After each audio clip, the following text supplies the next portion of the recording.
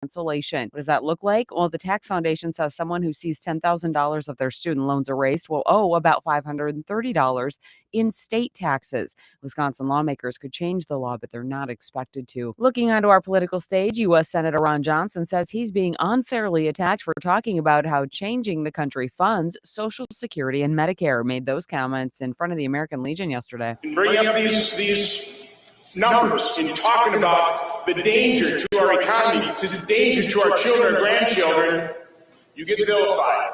You get lied about. You have your characters assassinated. The Wisconsin Republican also attacked the Obama and Biden administrations for illegal immigration, rising crime rates, and drug overdoses in the U.S. Let's talk the S Bridge. Eau Claire's S Bridge is now on the National Register as the National Park Service added the bridge to their list of places to see earlier this month. Ned Knoll with Eau Claire's Landmark Commission says the designation is a big deal. It'll mean national attention for the bridge. Eau Claire's S Bridge is unique because of its shape, of course, which is pretty rare. Maybe go drive that just to celebrate. Well, fans will have to wait to see changes at Camp Randall. Get ready to jump around as the university gave a tour of the newly renovated South End Zone yesterday, and the upgrades include real seats instead of bleachers, some big open spaces to watch the game, even fireplaces. Yeah, University of Wisconsin spent overall more than $75 million on the new end zone. Fans, they'll get their first look at the improvements when the Badgers begin their football season on Saturday. And forget batting cages. Sometimes Kasper bats those big lashes, thinks he can get his way around here. Well, I'm kicking him to California. Get under the robots, buddy. The company is called LUM, which operates under the official name Wink Robotics. The founders of the company just received a round of funding from several groups, including Ulta Beauty. LUM developers say their robots will help estheticians to apply permanent lash extensions more quickly and safely. Kasper brought that up to me the other day. He said, I'm kind of an influencer. What can I do? You think I need to get some new swag, new merch? And I said, well, why don't you just go with permanent lash extensions? For Sports Talk 105.1, I'm Morgan McCarthy. Another day filled with sunshine will make for a great last day of meteorological summer, as we'll have temperatures climbing to around the low to mid 80s for many of us. We won't quite have that wind or humidity to go along with it. Later on tonight, mid to upper 50s and some low 60s for our overnight lows before we start to see even more heat and a little bit of humidity make a return tomorrow as we make a run for the mid 80s. I'm Skywarn 13 meteorologist Mike D'Andrea. Get ready to save with half-off deals. A great way for you to get goods and services that you will love and you don't have to pay full price. Be sure to check out all the great savings that half-off deals have to offer. There's something for everyone, so be sure to see for yourself. Be ready with your credit or debit card and get ready to save. For more details and to find out about all the savings, just go to aroundthe715.com. The hottest summer deals are at Mattress Firm. Shop the sale of the year and save up to $700 on Tempur-Pedic adjustable mattress sets. Plus, you'll even get $300 instant gift good towards sleep accessories.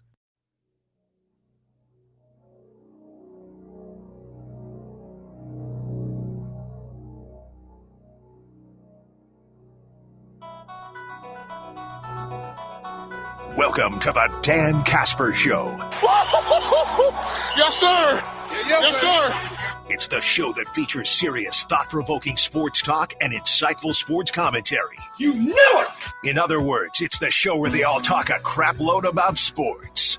Let's go for it. Now let's introduce your host, a man who lives and breathes and has a passion for sports. A man who breaks everything down in the sports world and gives you everything you need to know. Plus a bunch of stuff you probably don't need, but you'll still enjoy it.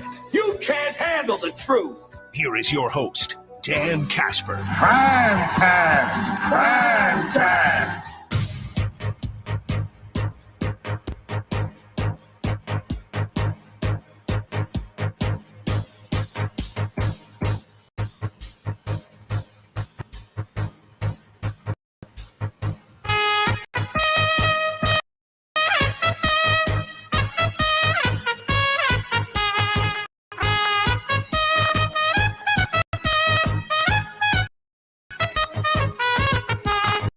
What up, everybody? Good morning and happy Wednesday. Dan Kasper Show is on the air. Radio dials, we got a couple of those. 105.1 FM, 790 AM. Also online, sportstalk1051.com, where you can stream it or get the YouTube live video stream. You got your app, you got your Google and Alexa home devices. Bunch of different ways for you to be joining in. The Shoe Doctor's bullpen line is up and rolling. If you want to hit us up with some texts at 715-830-1912. But what up, everybody? Made it halfway through the week. What's your stock reports look like? Whose stock is rising? Whose stock is falling? You can hit us up with that. We'll do a little match game. We got a making a turn kind of feel good type of story as we'll get to that. The Chippewa Valley Habitat for Humanity making the turn feel good story. So we'll get to that probably in the 8 o'clock hour, but you know the drill. We roll things off with our scripted plays here, and the 53 roster, that's going to be part of our main course coming up here in just a few minutes. But the 53-man roster, your initial reactions. I'll admit, there were some surprises to me.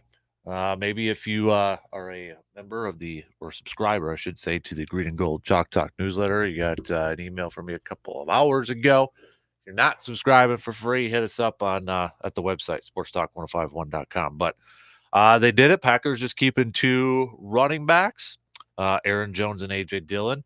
They did keep 7 wide receivers. Juwan Winfrey, not one of those. Packers electing to keep their 7th-round picks, Amari Torre from Nebraska. Other highlights, the offensive line.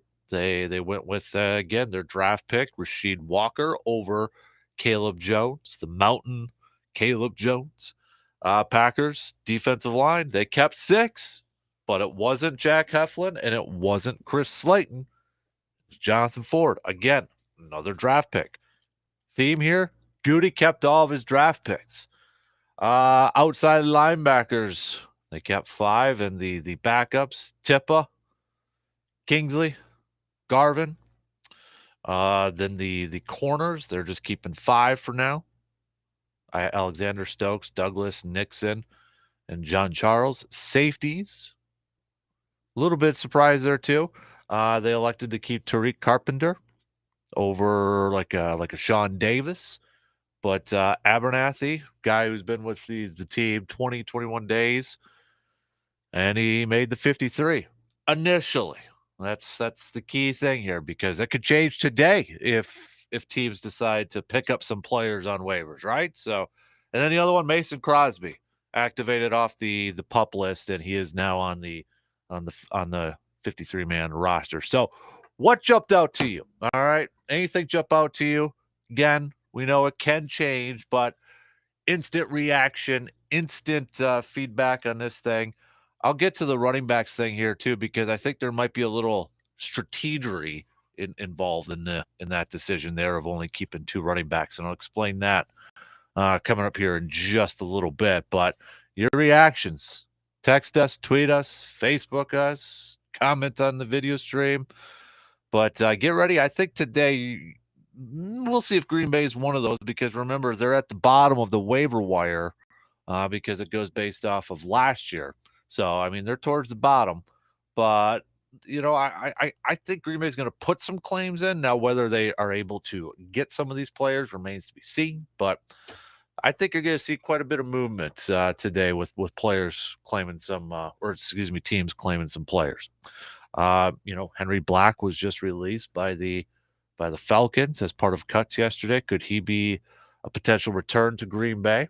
Former safety, was a special teams contributor. So we'll see. There's some interesting options out there. But we'll break it down coming up in our main course here in just a few minutes. Brewers falling last night to the Pirates. Yeah. But they'll try to get that series win later on today. First pitch is going to be a 1-10. But Colton Wong, first time in his career, batting in a cleanup spot, hits a dinger, collects a couple of hits. But Renfroe, Keston, McCutcheon, Peterson, Urias all collecting hits too, but not enough. Not enough as the Brewers falling 4-2. Brewers giving up runs in the 7th, 8th, and 9th inning. But they can't figure out the youngster, the shortstop Cruz. They just can't figure him out. He collected a couple of hits last night. But Brewers will try to get that series win today with Freddie Peralta on the mound. So we'll preview that one. But Jason Alexander, I mean, he gave in a spot start. I thought he was solid. I thought he was solid in his performance. But he out 6 across 5 innings. Gave up just 3 hits and the 1 earned run. Only walked 1. So I think it was a solid performance from George Costanza himself, Jason Alexander. But we'll preview Game 3 and the final game that the Brewers will be facing the Pirates on this season before they head out west for 4 games against Arizona, making their way back with 3 games against Colorado, that doubleheader against San Fran in Milwaukee and Cincinnati before. Yeah, those next couple weeks, starting on the 13th, where they go up against the Cardinals, Yankees, Mets, Reds are mixed in there, and then Cardinals again. Other stuff, as we mentioned, we will get to stock reports. So what's your stock reports? Whose stock is up? Whose stock is down? All right. Who's rising? Who's falling? Hit us up with that, with some texts or tweets or whatever is easier for you to go about. Interesting too that I'll get back to the Packers here, but I forgot to mention this too. But with all the cuts, there was a couple teams that cut all their backup quarterbacks. Lions just did it. Cowboys just did it. So, I mean, you're going to have a couple of teams that are going to be opening up the season with a new backup quarterback that probably didn't spend any time with them. So it's kind of interesting, some interesting moves there yesterday. But let's just jump into it because I got the texting line already popping up here this morning when it comes to this 53-man roster. So let's just get to the main course. We don't need to tee it up anymore. But Packers, you're 53. What are your initial reactions to it? Let's start with the running backs. Now, I had Tyler Goodson on there. A lot of you thought Tyler Goodson should be on there. At the very least, you're probably thinking Patrick Taylor. I like Patrick Taylor. He reminds me of a James Starks. Plays better special teams too. But Green Bay electing to just go with 2.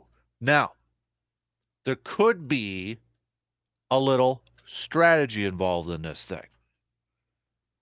It's a risk, but it could be a little bit of strategy. So, obviously, I think Green Bay would love to have Tyler Goodson back on the practice squad. Maybe even Patrick Taylor, too. Now, remember, when it comes to the practice squad, you can elevate a player for game day up to 3 times before you have to sign them to the 53-man roster. Now, I'm not saying this is Green Bay's plan, but when they get ready on September 11th to face the Minnesota Vikings, there's a big part of me that's doubting that they're only just going to have 2 running backs in that game. So could there be a little bit of strategy involved in this thing where they're just going to carry 2 running backs on the active roster? But if they get Tyler Goodson and they get Patrick Taylor on their practice squad, or at least one of them, they could activate them on game day from the practice squad. They can do that up to 3 times before they have to sign them to the 53. And then the other part of this thing is that, remember Hill, the rookie running back last year, got hurt on a kick return. He starts the season on the PUP.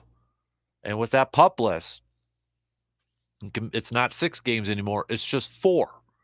So there's a good chance that maybe Green Bay, if they get Patrick Taylor and Tyler Goodson back on the practice squad, they could go a little bit, all right, we're just going to activate those guys, a week at a time, keep them on the practice squad. Buys us some more time if we really like Hill and we want Hill to be our 3rd running back option. Buys us some time there. And if we get to that point where maybe Hill's just not ready to go, well, then we sign one of those guys to the active 53. Know what I mean? So I think there's some strategy involved in this. There is some risk because, I mean, a team could put a waiver claim on Tyler Goodson or a Patrick Taylor, and then they're going to have to look at, another running back, couple different running backs to add to their practice squad. But that, to me, I think is the strategy. And then you can add in that, we've seen Amari Rodgers lined up in the backfield.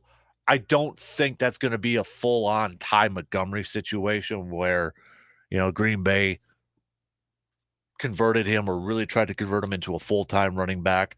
I mean, I think Green Bay really wants their running backs to be able to be adequate, good pass protectors, and I don't know if Amari Rodgers is at that level yet. And that was kind of the knock on Tyler Goodson compared to Patrick Taylor, according to Goody.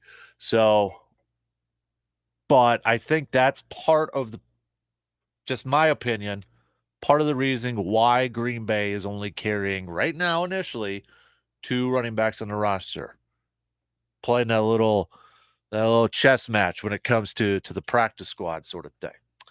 So just my thoughts there. But that did allow Green Bay to carry 7 wide receivers. And it wasn't Juwan Winfrey. It was Samari Torre, the 7th rounder out of Nebraska, which he led Packers receivers in preseason, had himself a good outing against Kansas City.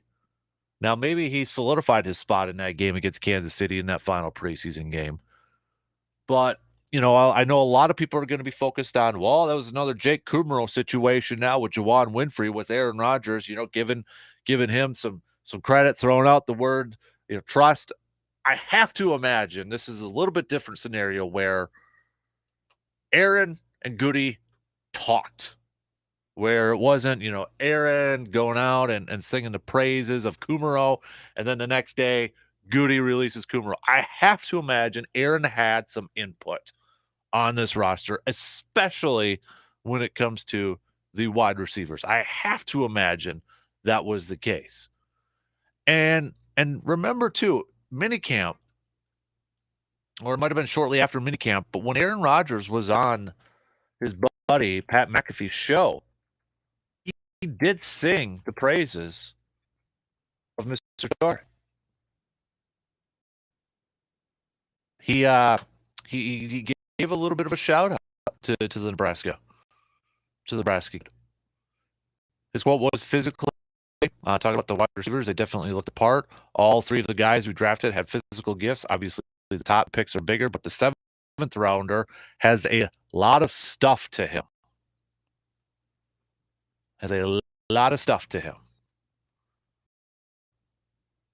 So there was a little bit more, but Aaron did kind of give him a nice little boost there too. Didn't throw out the trust word, obviously, with a guy like Juwan Winfrey, but we'll see if Winfrey's comes back in the practice squad, though, too. We'll see if that's going to be the case. Tight ends, they did Kyler Davis. Offensive linemen, Packers deciding to keep Rasheed Walker. Again, draft pick. Goody kept all of his draft picks. Packers elected to keep Rasheed Walker over the mountain Caleb Jones. Rasheed Walker just playing in 1 preseason game against those Kansas City Chiefs. He looks good, though, over there at right tackle. I mean, he was one of my guys in the first half. I did about that, kind of stood out to me. But again, Packers taking a little bit of a risk to put Caleb Jones out there on waivers. The team could decide, like, hey, we've got a spot on here to hide him on our depth chart. We'll pick him up. I have to imagine Green Bay would love to bring him back on the practice squad, but Green Bay decided to go with those 10 offensive linemen. So maybe protecting themselves here a little bit. Again, with the new rules within the last couple of years, teams can activate, an extra player for game day as long as it's an 8th offensive lineman. So, I mean, they can maybe play around with that a little bit too, especially with the Dave Bakhtiari and Elton Jenkins thing out there. Are they going to be ready right away week 1 or week 2? But again, Rasheed Walker getting the nod over Caleb Jones. Defensive lineman, and this is the one I forgot to put in in my email newsletter, but this one was a little surprising too. Maybe perhaps the biggest surprise compared to everything else out there, at least one of them, the defensive line. So we knew the 5 locks, right? Kenny Clark, Dean Lowry, Reed Slayton, Devontae Wyatt. Now, if they were going to keep 6, was it going to be Jack Heflin, who again had another standout preseason? Chris Slayton made some plays. Nope. Goody again going with the draft pick, Jonathan Ford, which I think kind of surprised quite a few people there. Jonathan Ford was out of Miami, the University of Miami. But he was drafted by Green Bay just this past season. So, again, Packers electing to go, or at least Goody electing to go with his draft picks. Now, Jonathan Ford's a big man, 6'5", about 340 pounds. So, that to me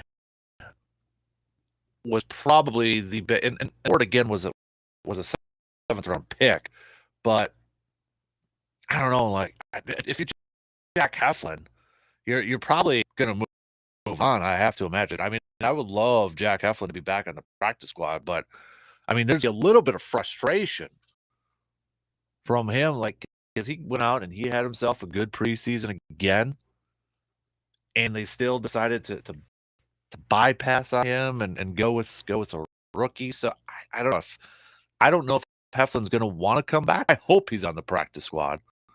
I would like to keep him in the green and gold, but I mean, there's got to be some sort of frustration to him where he's going to be like, I'll go somewhere where maybe I have a better opportunity to climb up on that depth chart.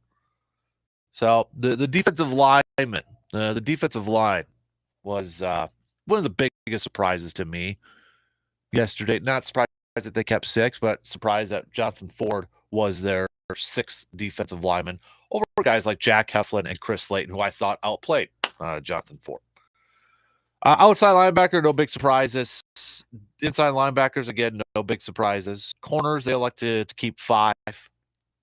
I thought they were going to keep 6. I thought Keandre Thomas was going to be the 6th corner on there, but part of me kind of wonders with Darnell Savage playing a lot or getting some snaps initially before he got hurt in that slot role, kind of a nickel corner star position, if they kind of looked at that as a little bit of versatility there. But, I mean, Jair, Eric, Rasul, easily the top 3. Nixon's on there, I think, for a lot of his special teams experience. But, and John Charles, I thought, had himself a good preseason, good training camp. He solidified his spot on there. And then safety probably, too, was the other interesting decisions. And a lot of it had to deal with Tariq Carpenter. And safety was just a big unknown, right? It was this big unknown outside of Adrian Amos and Darnell Savage. Now Dallin coming back, I think, helped solidify his spot. I mean, special teams guy, Rich Bisaccia guy. Abernathy is just a fun story. Guy's been in a green and gold uniform for 20, 21 days now, and he's on the 53-man roster, kind of all over USFL, and that's it's a good story.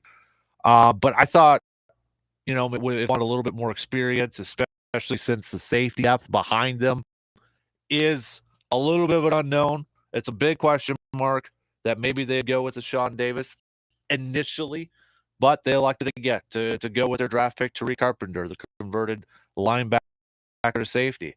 And I like Tariq Carpenter. I mean, I had him mocked to Green Bay in my mock draft, so obviously I want him to work out. But in the limited time, he was banged up a little bit, but in the limited action that he's seen, he kind of looks a little bit out of place yet at safety. So Green Bay, I got to imagine they're probably going to throw him out on special teams right away and try to build him to get him a little bit more comfortable with that safety spot. But again, I feel like safety might be a position that is still up in the air, that maybe Green Bay is going to be looking on the waiver wire from those players who were cut and adding to that group. We mentioned Henry Black. Could he return to Green Bay? Could it be somebody else? Because, I mean, I'm one injury away from the safety group to kind of being a little bit concerned here. You know, Adrian Amos has the game. Darnell Savage, he's coming back from that hamstring injury. So I'd like a little bit more depth at safety, and maybe we'll find that today. Who knows? But again, the biggest thing that I got from this too was Goody deciding to go with all of his draft picks, electing to keep every single pick, even the four seventh rounders. So, your thoughts? What stood out to you? I hope a lot of people aren't too upset with the 53 because again, it could change.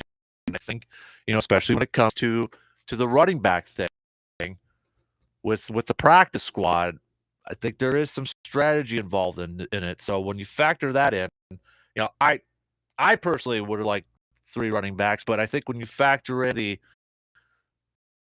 that kind of loophole, if you will, it makes sense. Like, okay, this allows us to keep another player at a certain position, et cetera, et cetera. Now, the other side of that argument could be, well, you could have done the same thing with that position. You keep your 3 running backs, and then maybe you release one of those defensive tackles, and then you bring them back, and then you can activate. It can go a bunch of different ways with it.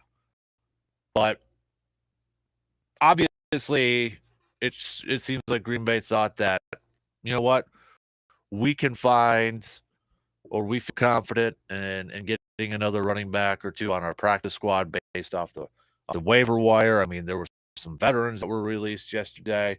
I think they felt a little bit more confident maybe that they could find a running back or bring back one of their running backs as opposed to maybe putting some other players out there on the waiver wire. I don't know. That's just my thoughts. That's just my guess. But maybe the big thing too, Aaron Rodgers, you guys made the roster, so we're good there. But what was your biggest takeaways, your biggest thoughts, your biggest reactions from this 53-man roster? Hit us up with some Shoe Doctors. Hit us up on the Shoe Doctors bullpen line with some text, 715-830-1912, or hit us up on the YouTube live stream, Twitter at DANKASPER, Facebook.com/Kasper Sports. We're going to take a quick break. We'll get to some of your thoughts, your analysis. It's kind of like, now it's like that to me is the official end of training camp and preseason. Now we go to the regular season. Now we can focus on that, right? You know what I mean? All right, we'll be back after these quick words. Got a take on today's topics but can't call in? Then hit us up on Facebook, Twitter, or the text line and let your fingers do the talking.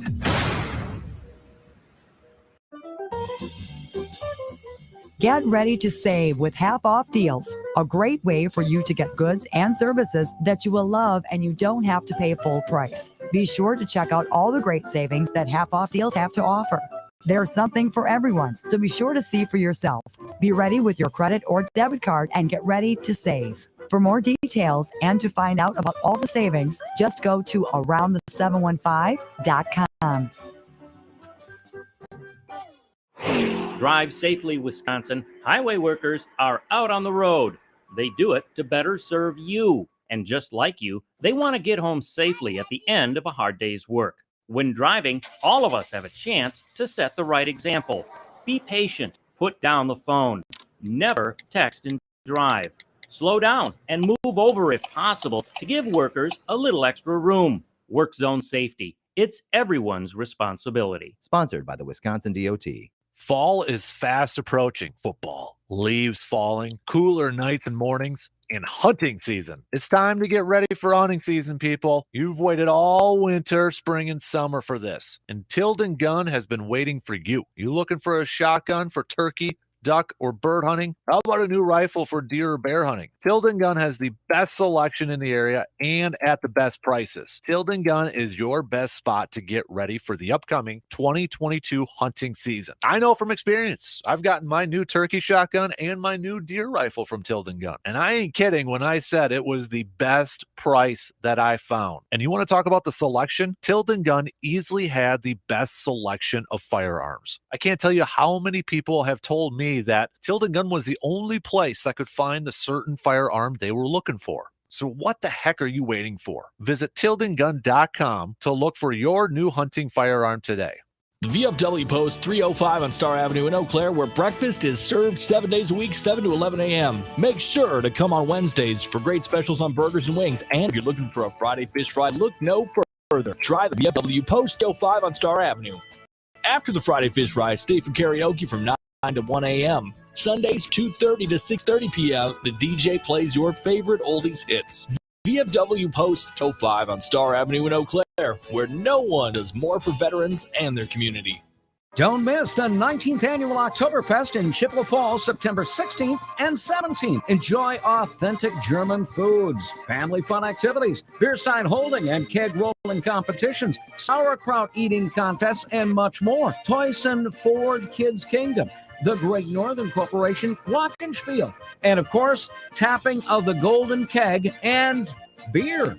Experience 5 stages with a variety of live entertainment, from polka to rock and roll, at the Northern Wisconsin State Fairgrounds, September 16th and 17th. 2-day admission wristbands available at participating sponsors locations and at the Chippewa Falls Visitor Center or at OktoberfestChippewaFalls.com. Prost to Northwestern Bank, Festival Foods, General Beer Northwest. Don't miss great food, festive music, and non-stop Oktoberfest family fun in Chippewa Falls, September 16th and 17th on the Northern Wisconsin State Fairgrounds Oktoberfest. This summer is the perfect time to hit the open road in a new Chevy. With its impressive towing capability, Chevy Silverado is open to taking the boat out and making some waves. With its off-road capabilities, Chevy Trailblazer is open to new points of view. Wow. And with its many safety features, Chevy Equinox is open to added confidence on your weekend getaways. See how a new Chevy can help you go a little farther this summer. Visit hometownchevy.com. Sports. You love it. We love it. And quite frankly, I don't trust anyone who doesn't love it. Do you? Is that a serious question? The Dan Kasper Show.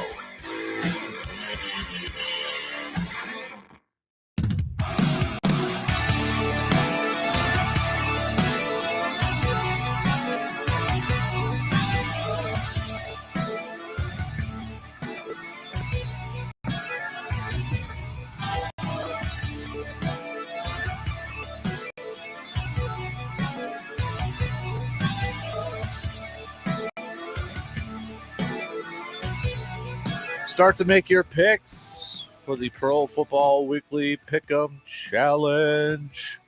SportsTalk1051.com. Click on that Nation tab there. You can start to make your picks now so you don't forget. Also, the Survivor League, that's up and rolling. You can register for that and make your picks. So it's getting here, baby. Getting close. I know we've got the fantasy football drafts going to be online this year starting Monday. So for our fantasy football league. So that should be a lot of fun too. But if you haven't yet, register sportstalk1051.com. Click on that Nation tab, and then you can enter to make your picks for the Pro Football Weekly Pick'em Challenge and the Survival League.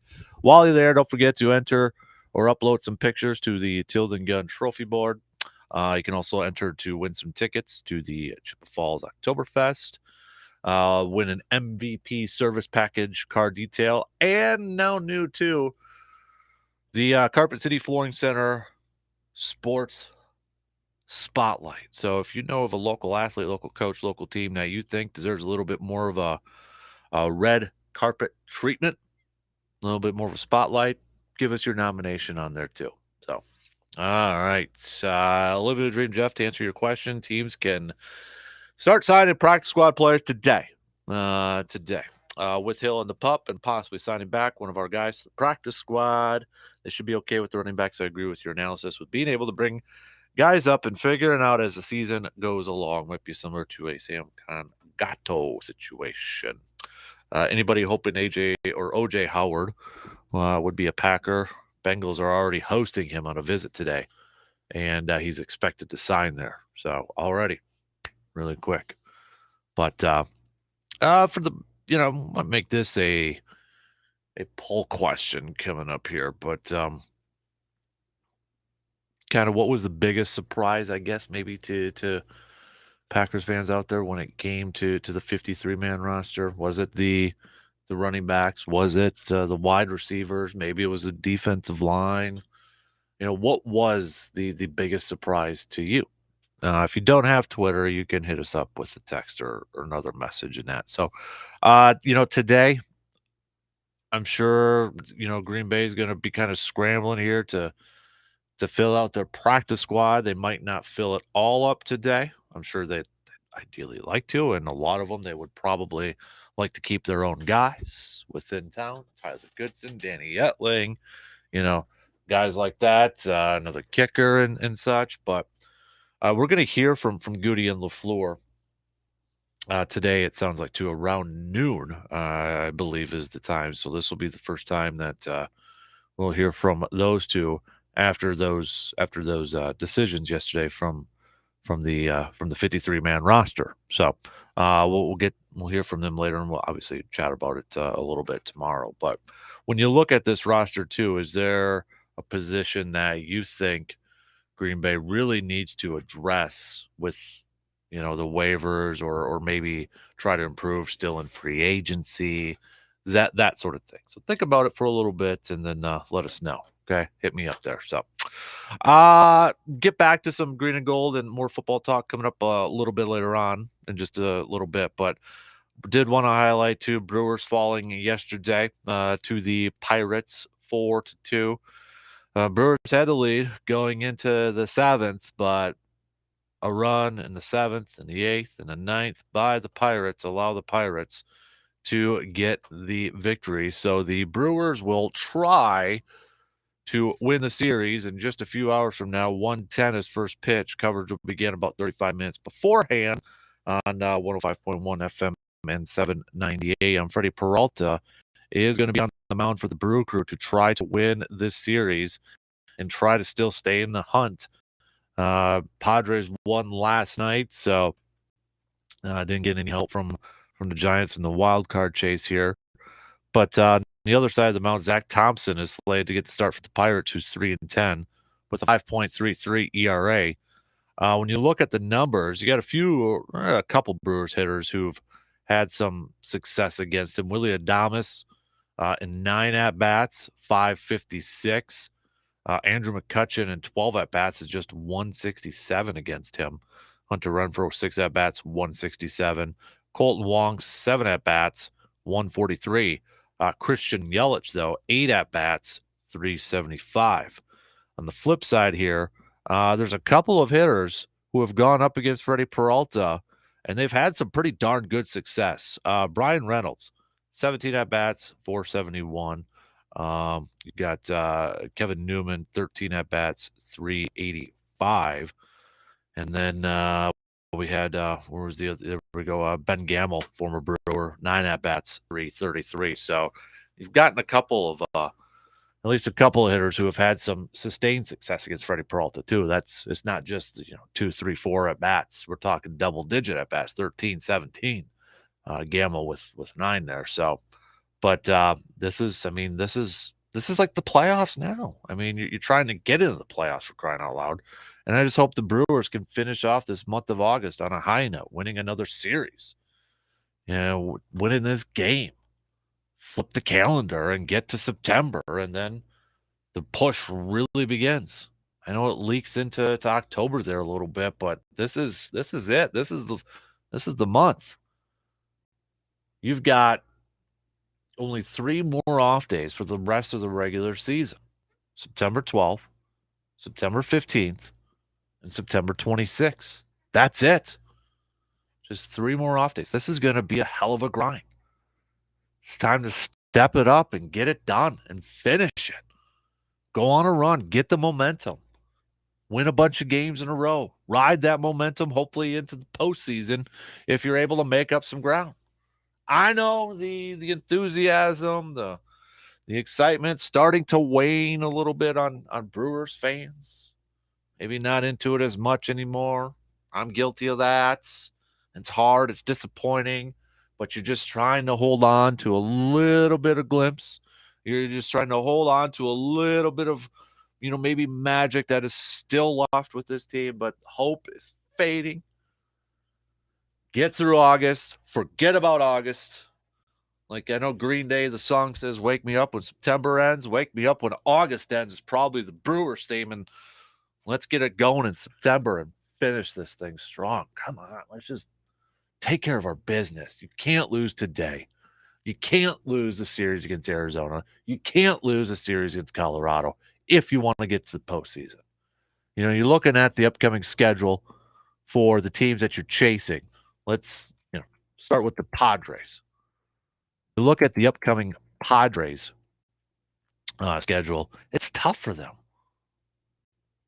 because they've got quite a few games yet with the Dodgers on the schedule, and the Dodgers just freaking hot right now. Now the question will be is like at a certain point towards the end of the season, are the Dodgers going to start to maybe rest some guys, getting ready for the postseason run, that sort of thing. But starting Friday, they got a series against the Dodgers. Then it's the Diamondbacks. Then another series against the Dodgers. Then a series against the Mariners, who are trying to get a wild card spot. Another one against the Diamondbacks, but then they've got 4 games against the Cardinals. Rockies in there. Another one against the Dodgers. And they finish up with the White Sox and the Giants there. Who the hell knows what the White Sox are going to be like by that point? So, but I mean, they've got a few games yet against a couple series yet against the Dodgers. Cardinals mixed in there. Mariners are going to be still pushing for a playoff spot.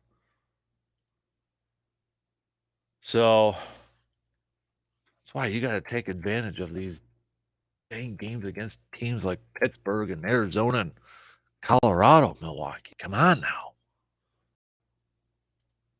Finish it. Get on a momentum run. You're looking at the standings here for Major League Baseball. Houston still up top, 83 and 47.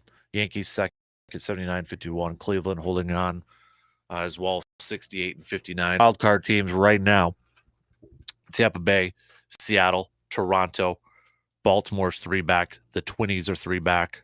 Chicago's just falling. 7. They've lost their last 5 games, 2-8 in their last 10. They're 7.5 back. I mean, they're just.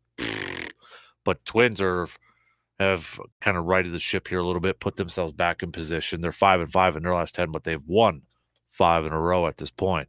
On the National League side of things, no real changes. Dodgers, Mets doing their thing. St. Louis doing their thing. Atlanta inching. They're the number 1 wild card team right now. You got Philadelphia there. San Diego as well. Milwaukee's 2.5 back from that wild card spot. It's right now, it's pretty much Milwaukee's the only team I would say that's on the outside with a realistic shot to get in, because Arizona's the next one at 9.5 back, along with the Giants, who are also 9.5 back, unless those teams go on a magical run and they get some help too. But Milwaukee now sitting at 2.5 back from that final wild card spot. All right, we got to take our final break. We got to take our final break here. I know we went a little long in the first segment there, but that's all right. So we'll get that question up on Twitter. What was the biggest surprise to you with this Packers roster? That'll be the question of the morning here. So if you don't have Twitter, you can hit us up on the texting line or on Facebook or on the video stream. Quick break. We'll be back in just a few minutes to finish up the first hour.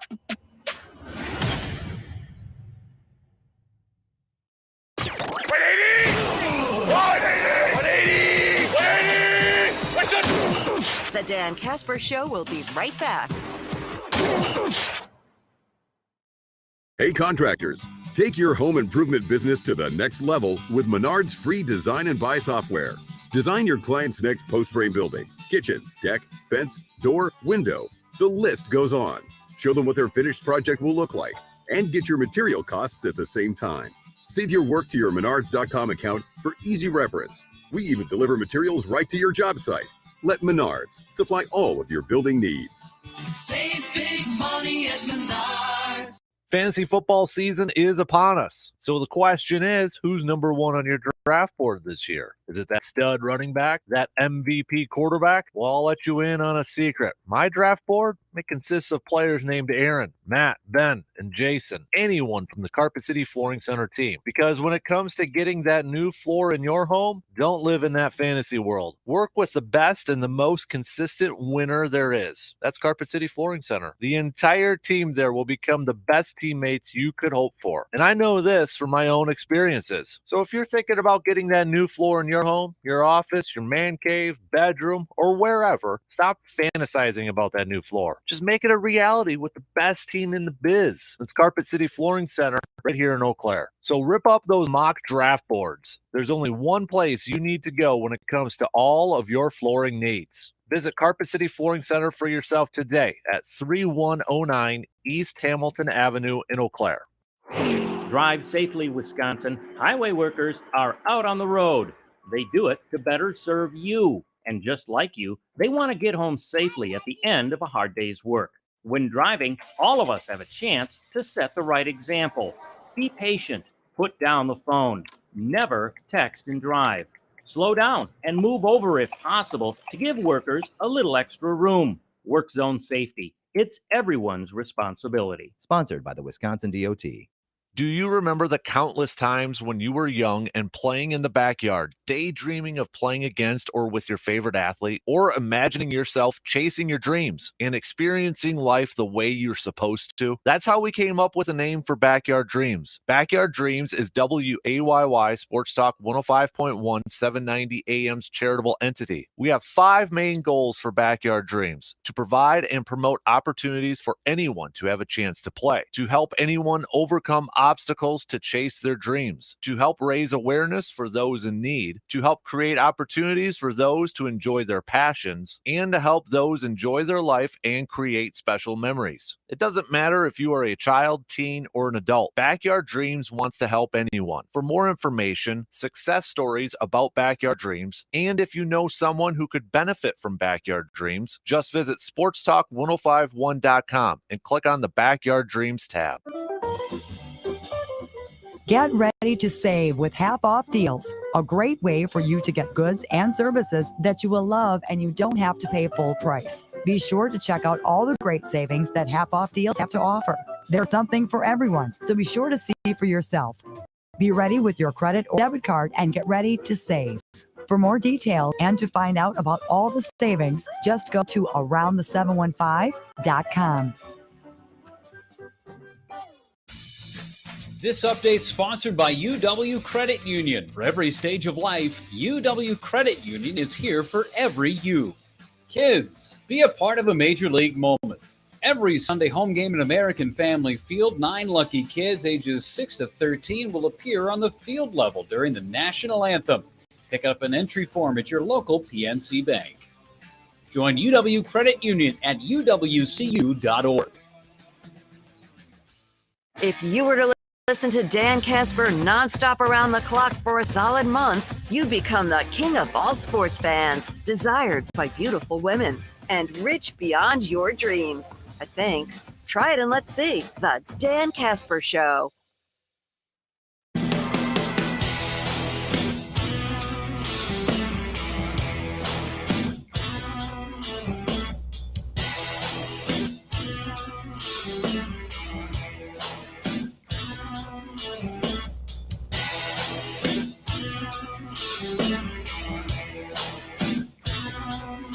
If you know of somebody or maybe something that could use a little bit of help, we want to help. That's what Backyard Dreams is for. So don't be shy. Hit us up on our website, sportstalk1051.com. Just click on that Backyard Dream, and you can nominate somebody or something that you think would fit for Backyard Dreams. So do you know a child or a person or something that needs help? Whether maybe it's just for shoes for basketball or family needing help paying for little fee or for little league fees or anything like that, hey, we want to hear from you. So head to our website, sportstalk1051.com, and just send us a quick email. That's all you got to do. Send us a quick email. So we got a couple of texts to get to here before we take a quick phone call here this morning. Iowa running back garbage can in the mountain kind of surprised me. I was pulling for them. Drew from Eau Claire, I will always support my Brewers until the day I stop breathing. But at this point, my time is better spent watching the Badgers and the Packers if game times conflict. Even if we grab a wild card spot, we would have to get hot and stay hot at the right time to go all the way. The Nationals pulled it off, but can the Brewers do the same if the teams who won their way in through their divisions are also hot? I don't like those odds. I'll take a quick phone call this morning. Were you at the John Gruden thing in Little Rock, Arkansas there too, C-Bob? Did you know he was down there doing a little thing? Well, good morning, El Capitano. Gosh darn it, I didn't know he was here. I would have went to it. Was that yesterday? I think it was a couple days ago. Oh, well, if it was yesterday, I would have been disappointed. I hadn't heard nothing about it. That would have been cool. I just saw, because I'm sure you saw it trending all over social media and the internet and that stuff. So I'll be honest with you, El Capitano, I've hardly been on the social medias this week. I've been rather busy, and I'll be honest, when I travel, I like to get my nap. I sleep pretty good. Oh, okay. I see how it goes. I'll tell you what, brother. They did it. They went with 2 at running back, and I can't believe they did it, especially with the way this offense is supposed to be shaped up. And, taking a kid like Goodson, sometimes I hate to admit it, El Capitano, but you were right on with that kid. He's a phenomenal player, and I don't see how somebody's not going to scoop him up. So I think it's a little bit risky to be cutting him and hoping we'll be able to pull him back because, with how much that you and I saw it the first day of training camp, how much the running backs were involved with everything. Mm-hmm. They were throwing swing passes, running them out, putting them out at wide out, and they're an integral part of the offense. And to only have 2 of them, that's quite risky. So I think they're going to need a lot more depth there. I would anticipate they need at least 4 guys that can play there, and unless they're trying to turn Amari Rodgers into a Deebo Samuel or something, but. Yeah, we'll find out. We'll see their plan, but that's a little risky with how much you're going to rely on their running backs. Yeah, and do they take advantage of that practice squad rule where they can elevate them, up to 3 games before they have to sign them to the 53? It's possible, but it's still a risk to put those guys out there on the waiver wire and hope that nobody else claims them. Right, because Goodson showed he's legit, man. You were spot on with that kid, and I know you liked him from the jump. So, good call on that, El Capitano, Nostradamus-like. Mm-hmm. So I like Goodson. That surprised me. Cutting Heflin again, I think that might be that was surprising as well. I thought he's a solid defensive lineman. I don't see how he doesn't get picked up. And then the other one that. It would have been sad to see it come to an end this way, but to put all your eggs in Mason Crosby's basket, Ramaz Ahmed, I can't pronounce this, championship. I have a feeling Buffalo is going to claim him. That kid hit everything he looked at from the day he got to camp. So, that's a little risky because, this is likely Crosby's last hurrah, and that Ahmed kid, he can hit him. In the USFL, he hit a 61-yarder. Yeah. So he's got a big leg, and they had him. They should have signed him. Yeah. I don't see him making it through waivers either. So that kind of stinks, but hopefully they can somehow get him back. Yeah. What was your thoughts on the before I let you go here really quick with the wide receivers keeping 7 and it wasn't Winfrey, it was Samori Toure. Yeah, my question is, are they looking at ceiling there? Especially, but remember, Torrey did get some of Rodgers' praises on the Pat McAfee show. Yep. I think it was the Pat McAfee show. Yeah, I mentioned that this morning. Oh, you did? I missed it. I didn't catch you right away. I got up at 6:15. How dare you? I apologize. I told you I sleep a lot when I'm traveling. But anyway, yeah, That was a little surprising, especially with how much Rodgers he's been given the touchdown Jesus love to Winfrey all camp. So hopefully Winfrey makes it through. I think they bring him back to the practice squad as well. I don't think he's gone permanently unless he signs somewhere else. So I'm sure Rodgers was in the room and had some discussions about what weapons they were going to keep for him. So yeah, I got to imagine Goody had to have talked to Rogers to get his input, right? I mean, come on. He had to have done that. If he didn't, then it just like, what was this last year plus about, like, making amends and everything? There's no way he didn't talk to Aaron, right? Oh, he had to. And Aaron's going to get asked about it, so I'm sure we'll hear about it in the next couple of days. Mm-hmm. Our buddy Rob, or Bob, as Aaron likes to call him, I'm sure he's going to ask him the question, hey, what influence did you have on the selections of the wide receivers? So it'll be interesting to hear. Hopefully there's not a bunch of drama leading into week 1, because we got some Vikings BUTT to whoop up on in about 10 days here. So I agree, man. All right, dude. Well, when are you back in Wisconsin? I come back on Friday. I can't wait. I got to get out of this hole, man. It is hot, and I can't wait till Friday. All right. Well, safe travels. We'll talk to you before then, okay, bud? Right on, my brother. You have a great day. Thanks for having me. You got it. There you go. There's a C-bomb hopping off. Quick updates. We got the votes coming in here. What surprised you the most about the Packers roster?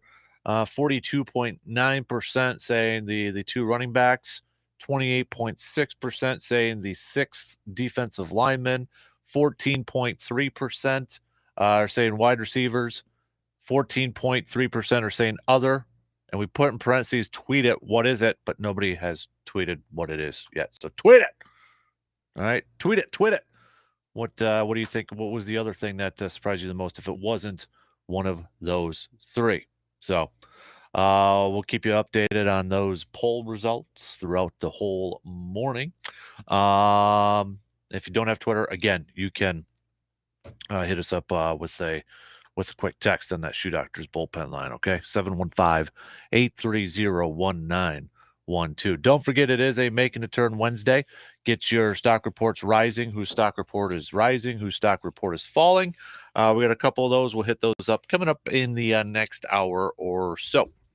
Morning, Morgan. Are you happy with your 53? I mean, it'll change. Yeah. It'll change probably today. What do you think, though? First initial call. Any shockers for you? Yeah, there was a couple. I mean, he kept all the rookies, so I mean, a little bit of inexperience at some depth positions, but they know more than I do. So, do they? I know there are a lot of fans across Wisconsin that aren't always sure that the coaching staff does know more than they do. Yeah. If you yell loud enough at your TV, that's how my dad raised me. If you yell loud enough at your TV, something bound to get through to them, right? You'd think so. So Penetrates. we have to do a little bit of a fashion question here before we dig into the Wednesday wild card. Your shirt? Yeah. What's going on? It's a Travis Matthew. Oh, okay. It's the golf brand. Okay, I wasn't sure. It's a golfer. It's a golf cart that has antlers on the front, and he's wearing a cheese head, driving the cart, and holding a mug? Yep, beer mug. Okay. It says Wisconsin on the bottom, and it's green and yellow. I couldn't see all of it. I was, there are golf clubs in the back. Okay. Yep. At first, I thought it was a forklift, and I was totally confused. Nope. Doing some heavy lifting around. around? It's a golf brand t-shirt, so. All right. I like it. So Wednesday wild card time, shuffling up. Let's make Kasper answer some questions for us today. Show a little bit of those colors. Go this one. That's easier. Okay, Kasper. What is something you probably should do but never will? Travel more. You don't like to? Or you just I just don't have the enthusiasm to. You're not a traveler? No. Because you don't like going through the process? The furthest west I've been is Minnesota. You don't have a desire to see places, or you don't really like flying, or a little bit of both. I mean, I'd like to see Montana, but it's not like Montana's gorgeous. You should. Big Sky Country is amazing. Yeah, it's just I don't know. I'm kind of a homebody. So what about like my two holdouts? I've done the lower 48. My two holdouts are Alaska, Hawaii, and I gotta say, anybody that's been to Hawaii says it's worth it. Every state, yeah, in the lower 48. Mm-hmm. But Hawaii, I have not been, and everyone says it's worth the flight. And I'm telling you, that's one of the biggest hindrances right now.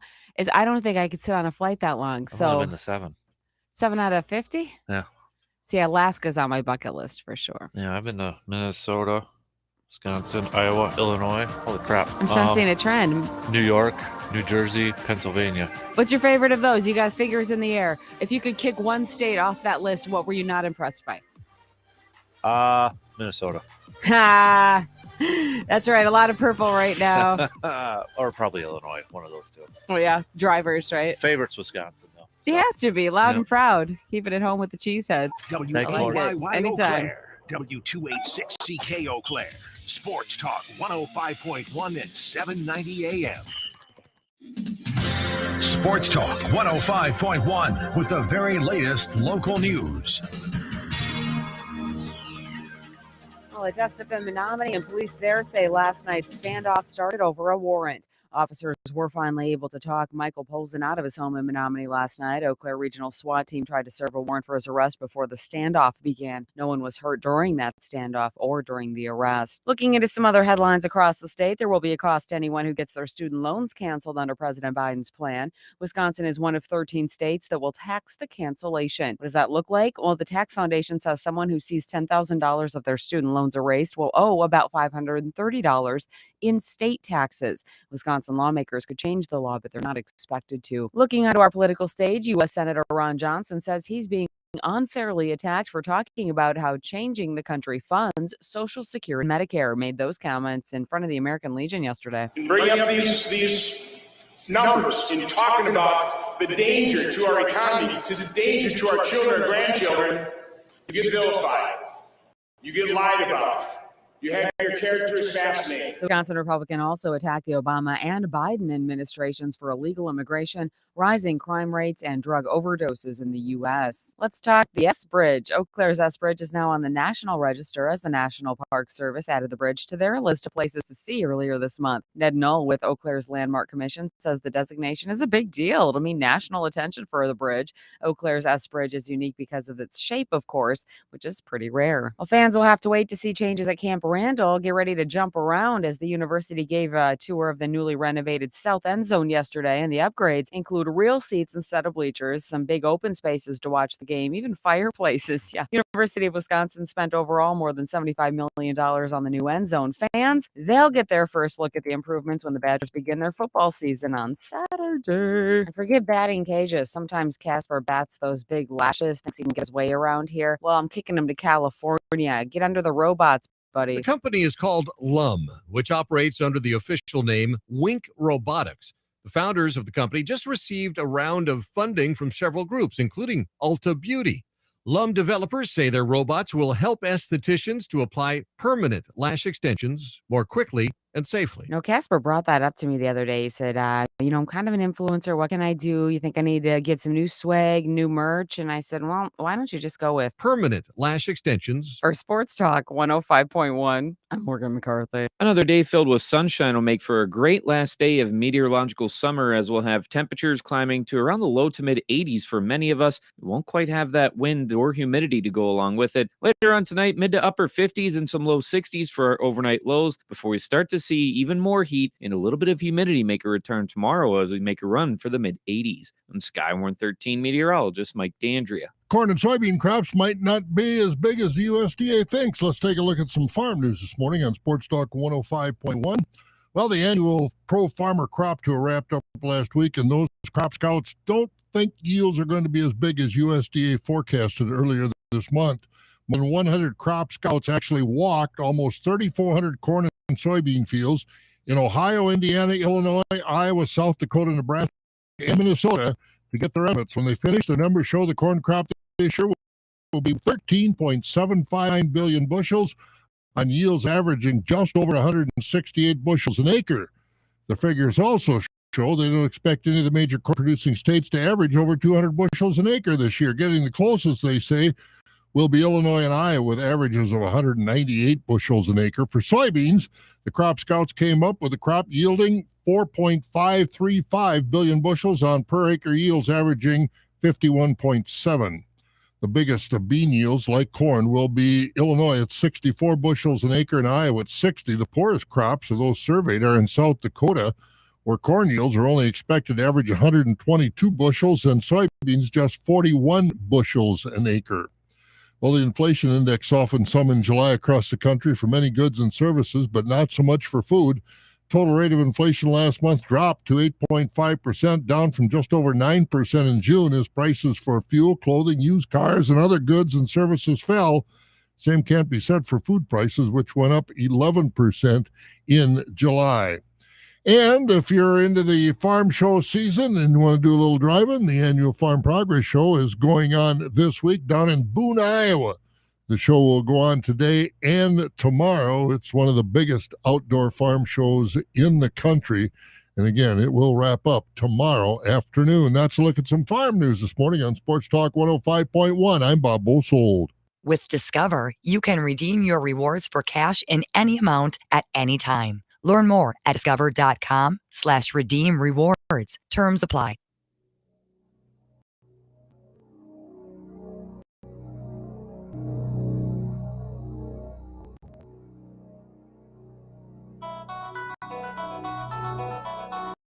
Welcome to Dan Kasper Show.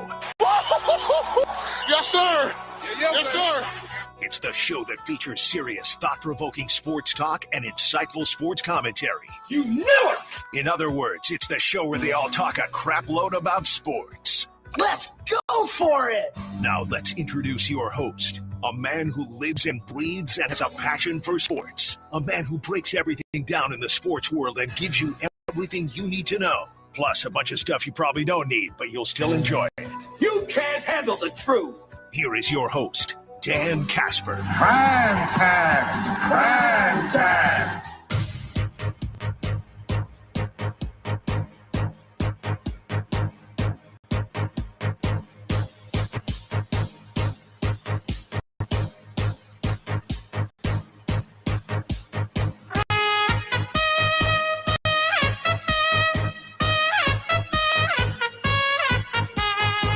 All right, second hour kicking off on this Making the Turn Wednesday. Thank you to all of you tuning in and participating in the program. Hopefully you're all off to a fantastic start halfway through the work week.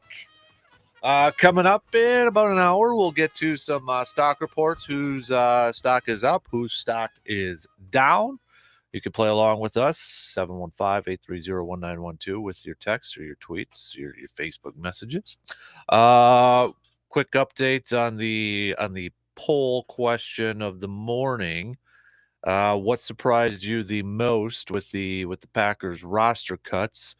Right now, 44.4% of you on Twitter saying it's keeping just two running backs. 22.2% of you saying it's the 6 defensive linemen. 22.2% of you saying other, but nobody's tweeted it. What is the other one? And then 11.1% of you saying it's the wide receivers. Pete, with the Facebook message, all the Yanks for not keeping Winfrey. Why? As the 7th wide receiver, he'd be inactive every week unless 3 to 4 go down. Pete, I think a lot of people are questioning it because of Aaron Rodgers giving him high praise.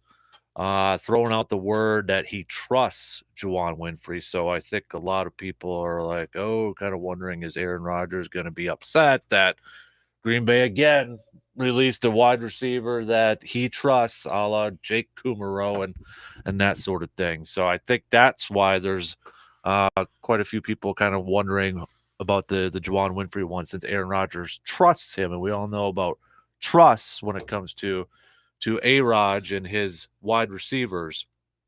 I think that's why there's some people that are kind of questioning that. Another text here: hope Caleb Jones and Jack Heflin clear waivers. Part of me that's wondering, is Jack Heflin, does he even want to come back to Green Bay, or does he want to try his shot at a different spot? I mean, that's, he had I thought a good preseason. I thought he earned his way to making a job on the active roster. So that's 2 years now. I know he made the 53 last year, but was inactive for some of those games. Maybe he might be at that point too, where he's like, you know what, maybe I'm going to try my luck elsewhere. Maybe I'll get a better shot elsewhere. So I hope he is too. I hope they can get him, but there's part of me that's kind of wondering, is he going to move on at this point? Let's do some sports nuggets of the day. 1881, the first tennis championships in the U.S. were played. 1950, Gil Hodges of the Brooklyn Dodgers hit 4 home runs in a single game off of 4 different pitchers. 1959, at the time, Sandy Koufax set a National League record by striking out 18 batters. 1968, at the Summer Olympics in Mexico City, Mike Powell set a record when he jumped 29 feet 4 inches in the long jump. What? 1969 boxer Rocky Marciano passed away in an airplane crash in Iowa. So those are just some of your sports nuggets of the day. We got Luke. You're in there? Yeah, I couldn't see you. Hi. How you doing? Okay. You have fun at the fair? I did. Yeah. Day Took one the of- day one of- kiddo over there. Yep. Our inaugural, as you saw on the Facebook, those that know, first trip for her out of state, and thus first trip to the fair, and she handled it pretty well. I mean, it was mainly a lot of wow. I mean, she's just taking it all in.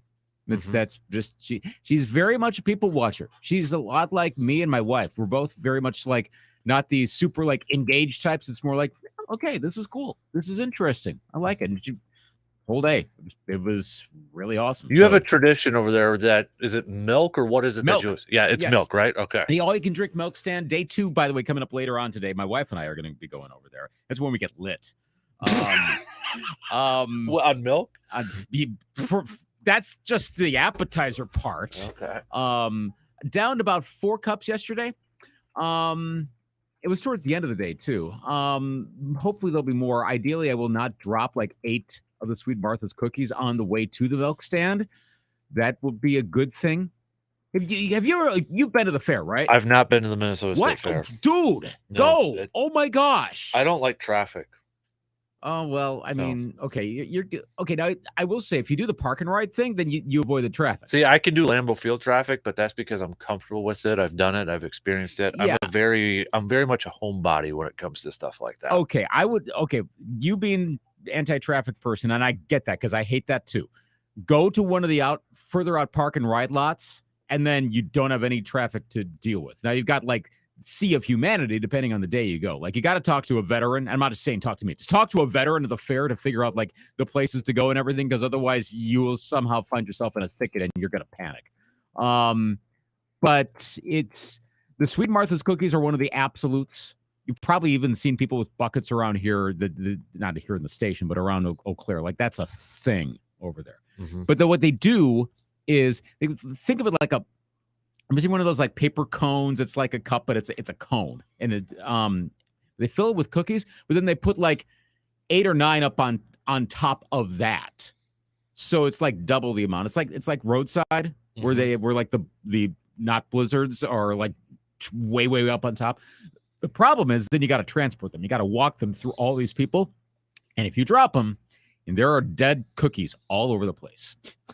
Ones that fell off, and it's like, that's sad. Well, I'm walking, I'm balancing it, and then my foot hits something, and whoop, there go like 8 cookies splat on the ground. I'm like, yep. So really quick before I ask you this question from Surveyor, have you been to the Wisconsin State Fair? Never been to the Wisconsin State Fair. Okay. Proximity is probably the biggest reason why. Right. It's like going to baseball or basketball games in the Twin Cities and not falling in love with going to the Minnesota Fair. Plus, it's a bit of a family thing because like my mom's from Minnesota went there, her family went there, so that it's become like family tradition. But I've never been. I do want to go to the Wisconsin State Fair. It's just such a longer trip. So, Surveyor wanted me to ask you what's more iconic, Martha's cookies at the Minnesota State Fair or the cream puff at Wisconsin State Fair? Ooh, I will actually say the cream puff. Now you might go, how would I know having not been there? There was one time they were brought up here if it was like a radio promotion thing. So I got to try one. Mm-hmm. I will say the cream puff is more iconic because it's more of like the ultimate signature item of the fair. The Minnesota State Fair doesn't really have like one absolute, you have like everybody has to try this. There's like 3 or 4, and then it also depends on who you ask. But like the cookies, the milk, the corn and the cob is another thing. The Pronto Pups are another thing. But then other people will say something totally different. So it kind of depends. So in terms of absolute, I will take the Wisconsin cream puff. I like that they have their one thing that's very much a thing. Gotcha. Completely, I absolutely agree on that. I'm not sure what this one text says, NBBB. So does that ring a bell to you? NBBBB. N and 3 Bs. Not sure what that means. C-Bomb's saying 5-second rule, Luke. Come on. So that is, you see, that's true. Now, okay, mind you, I'm a freaking Ren Fair actor. I have the 5-year rule. I pick up stuff all the time, but understand the context. Pavement, people walking all around you. You kind of have to keep with the flow. You got a cranky baby that's waiting for you about a block away. I had to abort. Plus, then I was going to be that guy scooping cookies off of the ground, and oof, not a good look. No, I tell you, when you're there, one of the unwritten rules is when you drop your cookies, your Sweet Martha's cookies don't go anywhere further.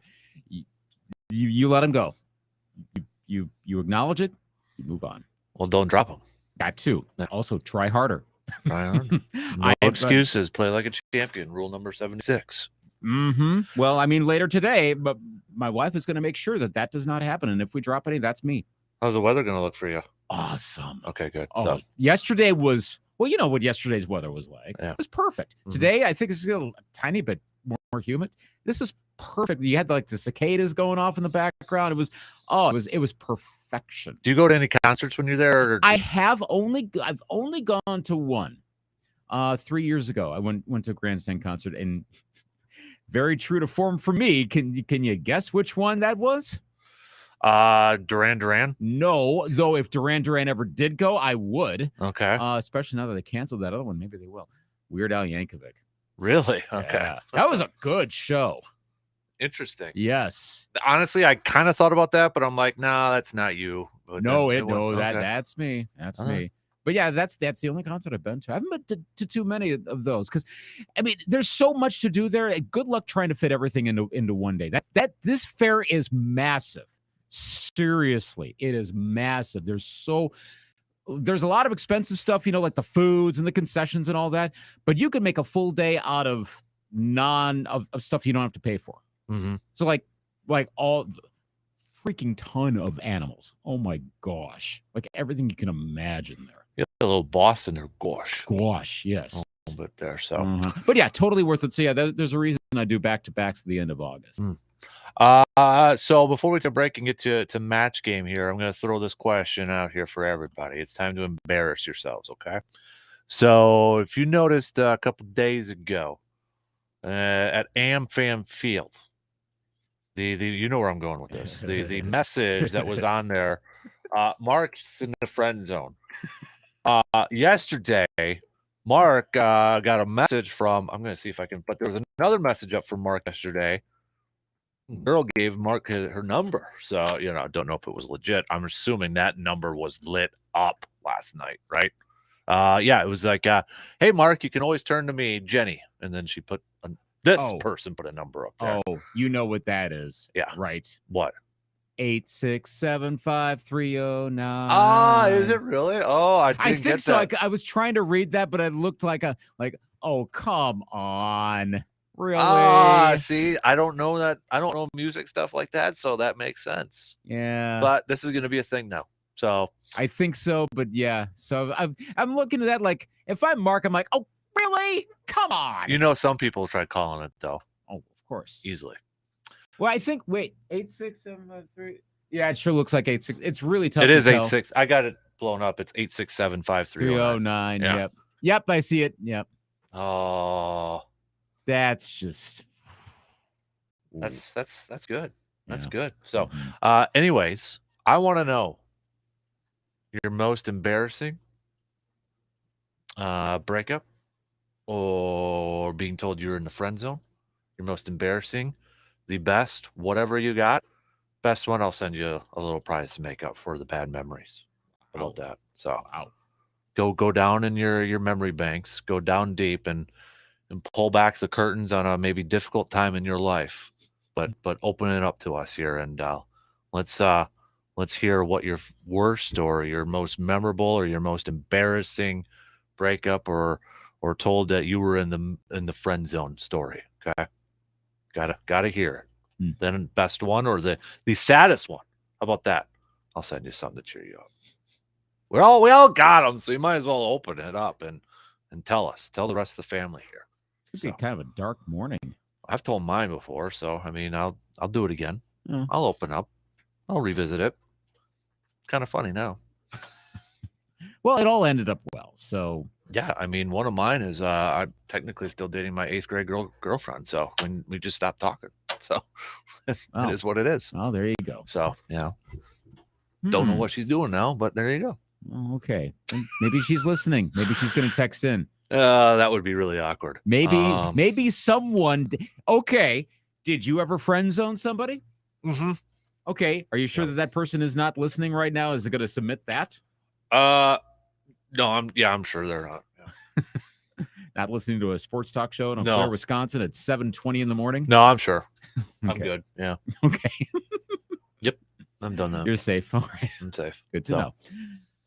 So come on, people, start texting us, or if it's too long, you can email it or something if you want. But I'll send you something to cheer you up. Use a burner account if you're really that Exactly. embarrassed. We want details, okay?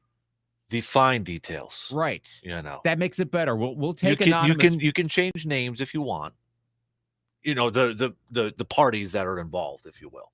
Right. So if it was like, if Jenny broke your heart, you can change it to Lenny. I don't know, something different. Emily. Jane. Whatever. So we'll see if we can crack open the egg that is Luke Anthony too. So there's not much to crack there. We'll see. There really isn't. Come on, Surveyor. I know you probably got one. If you're married right now, who cares? It's all for fun. We all got them anyway. Right, so that's true. Come on. It's not embarrassing. We've all been there. So unless one listening is worried that their wife is listening and is going to be like, oh, so you were interested in so-and-so? Well, then don't tell me not to say your name. Right. Then be anonymous about it, Be folks. anonymous. So right. Have some fun with this. Let's show Mark he's not the only one that was put in the friend zone, right? Mm-hmm. Let's show this Mark that we got his back. But, I mean, if that is on the up and up, if that's true, if that really is how somebody put somebody in the friend zone, that might be one of the most epic ways of doing it. You know what I mean? Like putting it on a scoreboard at a Major League Baseball game. Kind of strikes me like I think it's fake, but it's still pretty epic if it's true. If it is true, then I've got to think that, okay, one of two things. Either like everyone was kind of in on it, like not a joke, but like someone's like, okay, I'm totally friend zoning you this. Like they're like a Brewers fan too, so it was all leading that way. Or this person was so frustrated, they're like, all right, I got to do this. I got to go full on. And they figured out that like they're doing it with a real intention to put Mark in his place, and had to go big to get the guy to stop pining for this person. That's the only thing I can think of. But then Mark has to be able to know that one, that's me, Mark, Mm-hmm. And I'm assuming he was at the game and he was paying attention. I think so. Yeah. I think so. It's gotta be. I mean, otherwise, what if, like, I'm trying to imagine, were they at the game together and she texts it in or however they do it. And when it pops up, she just kind of nudges him and like, I don't want to say it, but read it. Yeah. And then that makes it awkward then. If you're at the game, then you just have the cameras pan around to find like two people that are looking really awkward by each other, which that's relatively easy to find because most people are just hanging out. You don't see someone like folded arms by someone else who's looking the other way. And ooh, wow. It's like the movie. I don't know if you saw it, Just Friends with Ryan Reynolds back in the day. Not seen that. Oh, fantastic Christmas movie. Very fantastic. Hilarious. By the way, are we getting anything?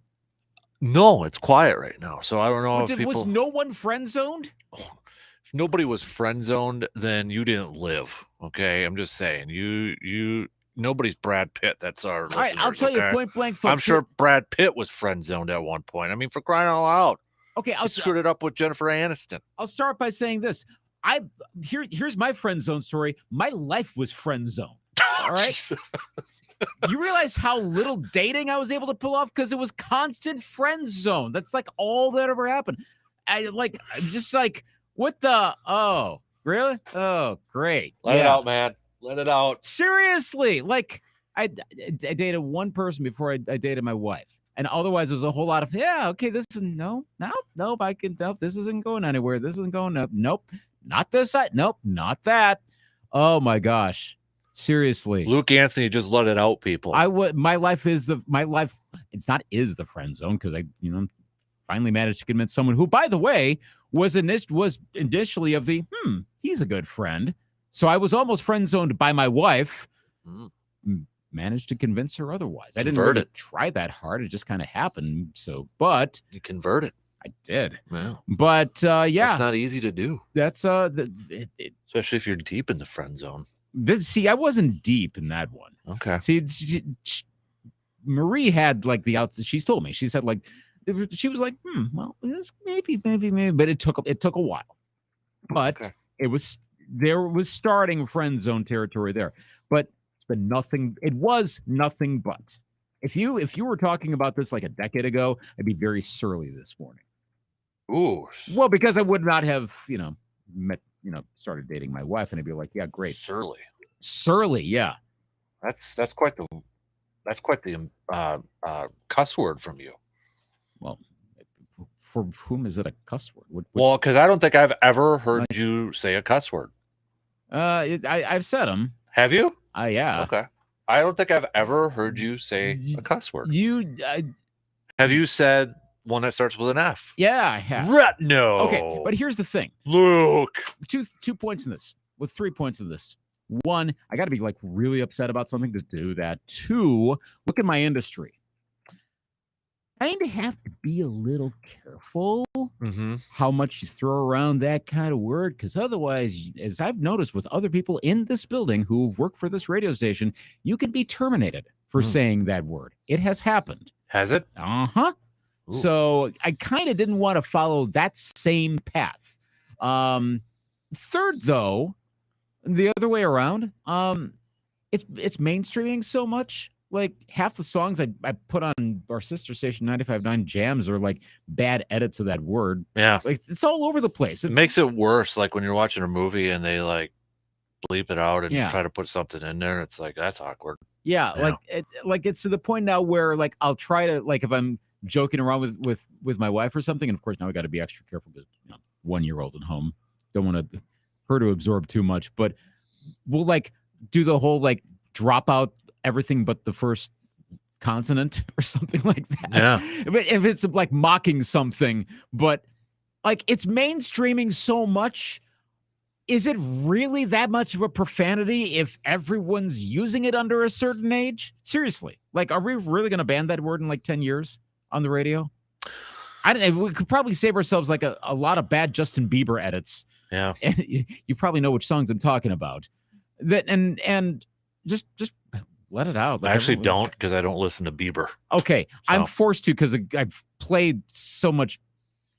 See, now I could have done it right there, and I'm not going to. But yeah, I have. Yes, I have used that, but very sparingly. Very. Okay. Very. I try to give it meaning. I try to put some impetus behind it. Like, I'm just playing you at this point. Yeah, that's good. All right. Luke opened up his heart to you all, so you better open up yours. Just give us the name who put you in the friend zone if you want to make it that easy. If it's still bugging you. Open your heart to us. Yeah. We'll give you love if you give us the key. Wow. You know what I'm... That's still weird, but yeah. I'm sorry. You said open your heart. I'm like, let's play a little match game, huh? Not dating game, match game. You're listening to the Dan Kasper Show. Football season is here, and if you're like me, it's got me thinking about the good old days. Friday night lights, touchdowns, cool fall weather, and those old sports injuries. Let me ask you a quick question. Are you still dealing with some pain from those old sports injuries? Is that pain still bothering you today? Let's change that. Start living that pain-free life. And you can accomplish that with the help from Chippewa Valley Orthopedics and Sports Medicine. To start living that pain-free life today, visit cvosm.com to get started. Fantasy football season is upon us. So the question is, who's number one on your draft board this year? Is it that stud running back, that MVP quarterback? Well, I'll let you in on a secret. My draft board, It consists of players named Aaron, Matt, Ben, and Jason, anyone from the Carpet City Flooring Center team. Because when it comes to getting that new floor in your home, don't live in that fantasy world. Work with the best and the most consistent winner there is. That's Carpet City Flooring Center. The entire team there will become the best teammates you could hope for. And I know this from my own experiences. So if you're thinking about getting that new floor in your home, your office, your man cave, bedroom, or wherever, stop fantasizing about that new floor. Just make it a reality with the best team in the biz. It's Carpet City Flooring Center right here in Eau Claire. So rip up those mock draft boards. There's only one place you need to go when it comes to all of your flooring needs. Visit Carpet City Flooring Center for yourself today at 3109 East Hamilton Avenue in Eau Claire. Does your business have a trusted financial partner you can count on? Hi, I'm Larry from Merchants Bank, a community bank that believes in building community by building businesses. That means we're here to be a resource and a sounding board through the ups and downs of your business. It's about a partnership built on mutual trust and respect. We want to know what makes your business unique and help you reach your next goal, whether that's hiring your first employee or expanding to a new location. If you're ready for that kind of partner, join the Merchants Bank family today. Drive safely, Wisconsin. Highway workers are out on the road. They do it to better serve you. And just like you, they want to get home safely at the end of a hard day's work. When driving, all of us have a chance to set the right example. Be patient. Put down the phone. Never text and drive. Slow down and move over if possible to give workers a little extra room. Work zone safety. It's everyone's responsibility. Sponsored by the Wisconsin DOT. What's the special today? Well, I've got half-price geofencing with a side of SEO, double bubble on all PPC, and 50% off all OTT CTV contracts. Sound familiar when you were looking for marketing options? Are vendors selling you their tactics rather than your solutions? Then let the marketing mixologists at Midwest Family Eau Claire come to the rescue. Midwest Family Eau Claire isn't about hitting their sales quotas. They're about helping you hit yours. Go to MidwestFamilyEauClaire.com today and find out how their integrated marketing solutions make just the right marketing cocktail for you. MidwestFamilyEauClaire.com. Because you have high standards and won't settle for anything less, like your wife did. It's the Dan Kasper Show.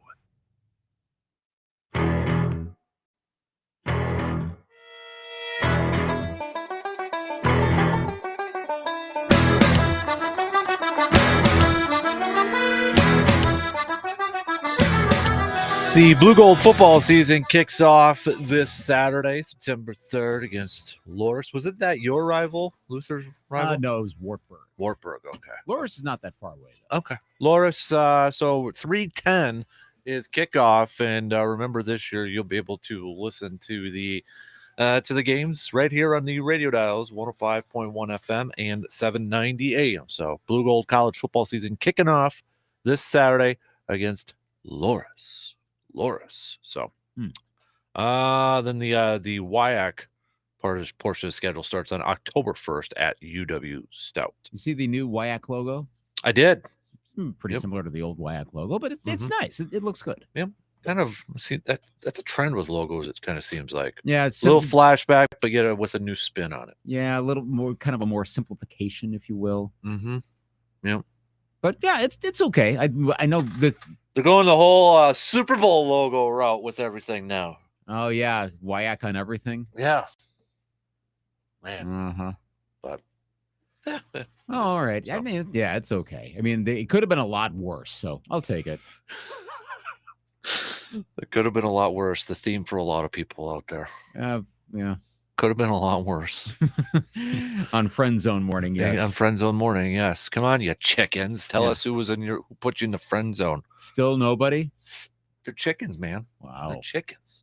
Thank you, though, Luke, for opening your heart to everybody this morning. What, was everyone a player? Like everyone had 100% success? I guarantee you C-Bomb was put in the friend zone quite a few times and probably Surveyor, too. C-Bomb, are you listening, please, still? Well, yeah. I mean, come on, let's, I want to hear it. Wow. Chicken. I can't believe it. All right. Chicken. On a related note, Match game. Yeah. Oh, I got to move the buttons around. Okay. Where is it? Got it. Nope. Nope. Not yet. Waiting. There we go. Match game. And since it's been a week, it takes a little bit after you push it because it's got to load. There you go. So. It's like blowing the dust out of the Nintendo cartridge and putting it in. Got to kind of do that there a little bit. So, all right, match game coming up here. We're gonna probably mix in a bunch of different stuff, but let's start off with the college football world match game. Who wins the Big Ten West and Big Ten East? Probably going to be the same, but yeah, we'll see how it goes. Legends and the leaders, as I was reminded from Justice on Friday. Mm-hmm. The Ohio State University in the East.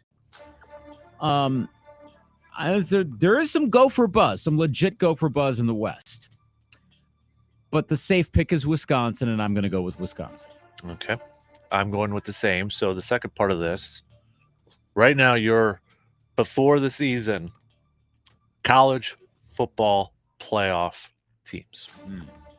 Yes, I'm putting you on the spot. Should we just do is really the question Alabama, Ohio State, Clemson, and Georgia, or the field? Right. Oh, gosh. Okay. Georgia, yes. Alabama, yes. Ohio State. Ohio State, yeah. So that leaves Clemson, and they're going to be better this year. Is college football going to suck this year? It might.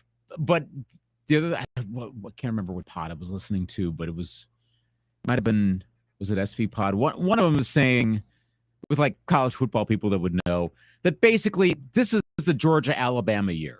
Just wait. Yeah, I think it was that, because I think it was Stanford Steve was saying, just wait till the end at this point. Yeah. Nothing else matters. It's a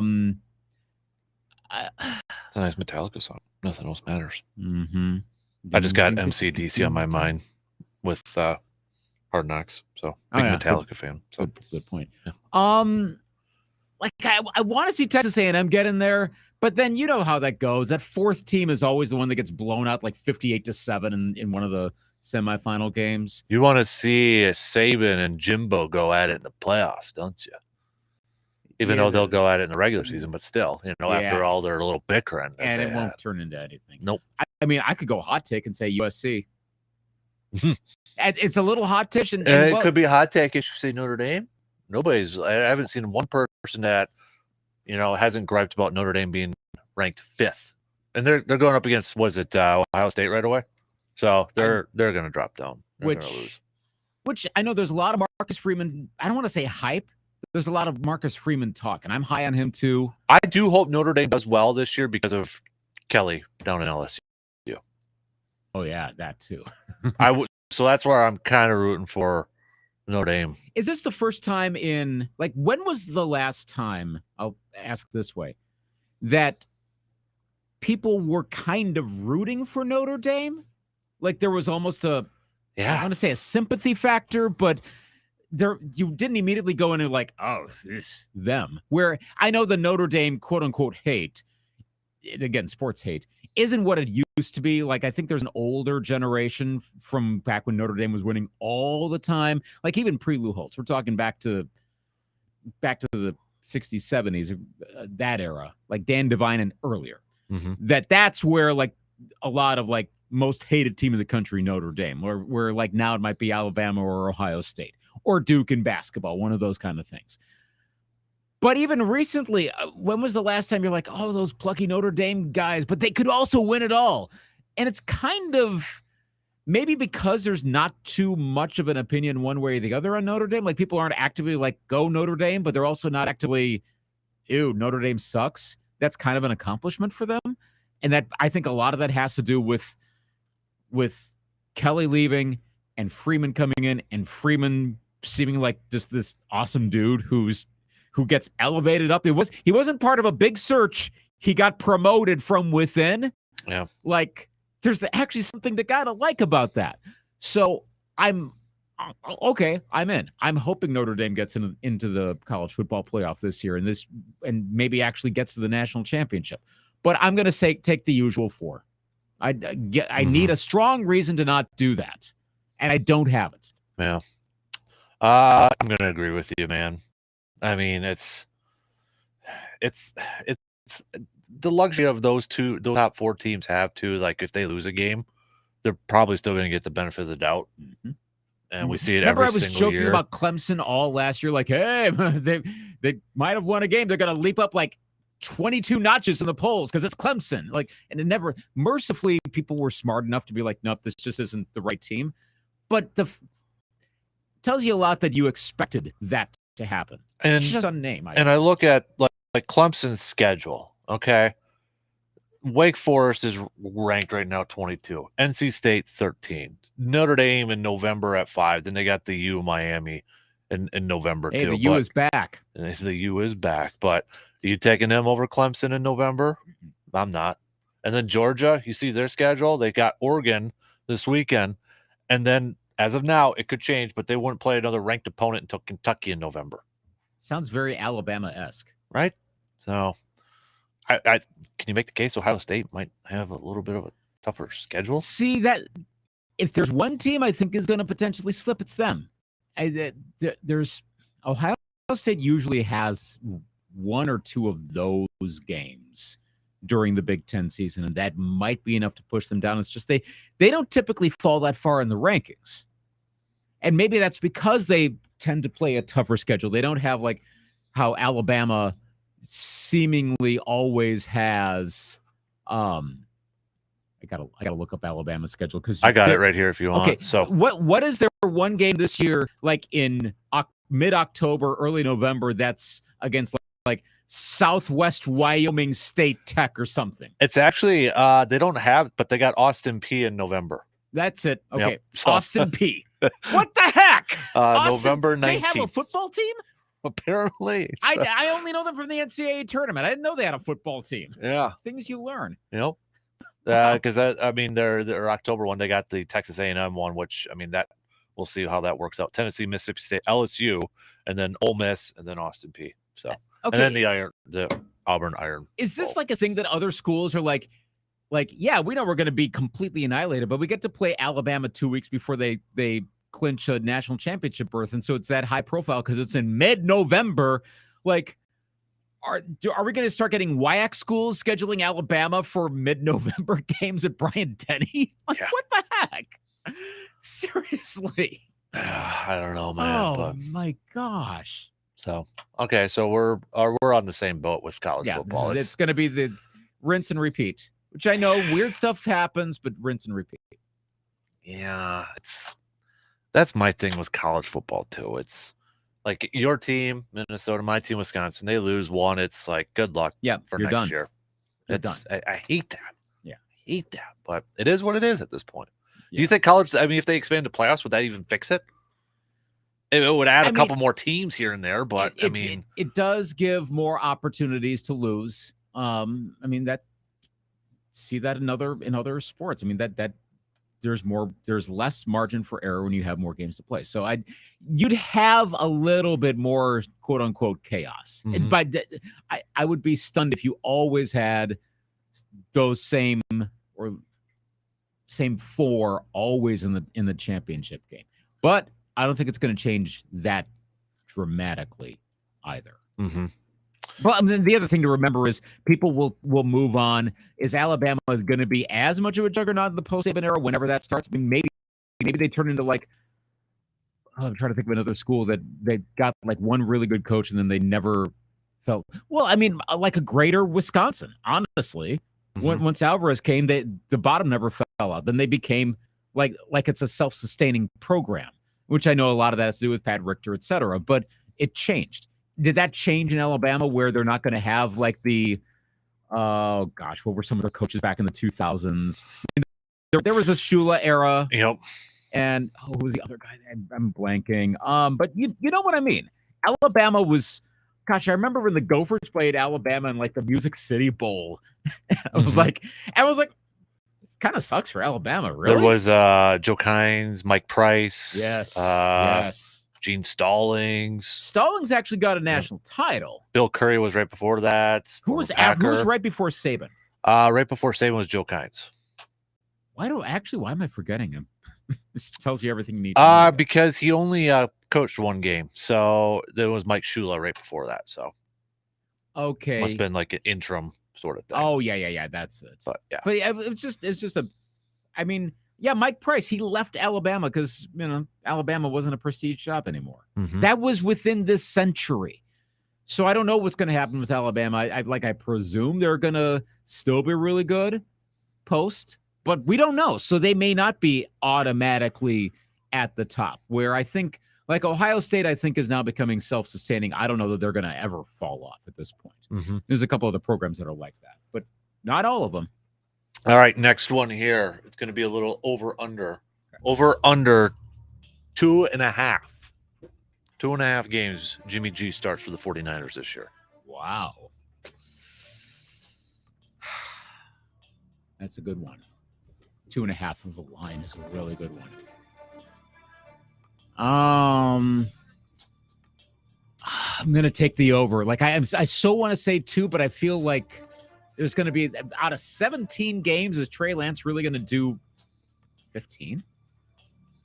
Plus the mere fact that Garoppolo is coming back, maybe I'm reading this wrong. Maybe it's just because I was out and about a lot and I didn't get to read a lot of analysis.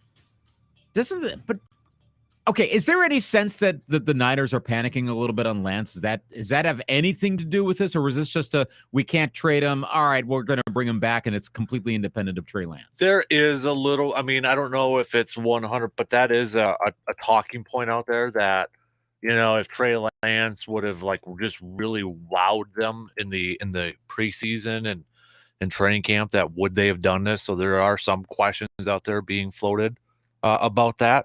So whether that's all on the up and up, I don't know if it's 100% true, but it's still kind of weird, isn't it? Yeah. I mean, it would have been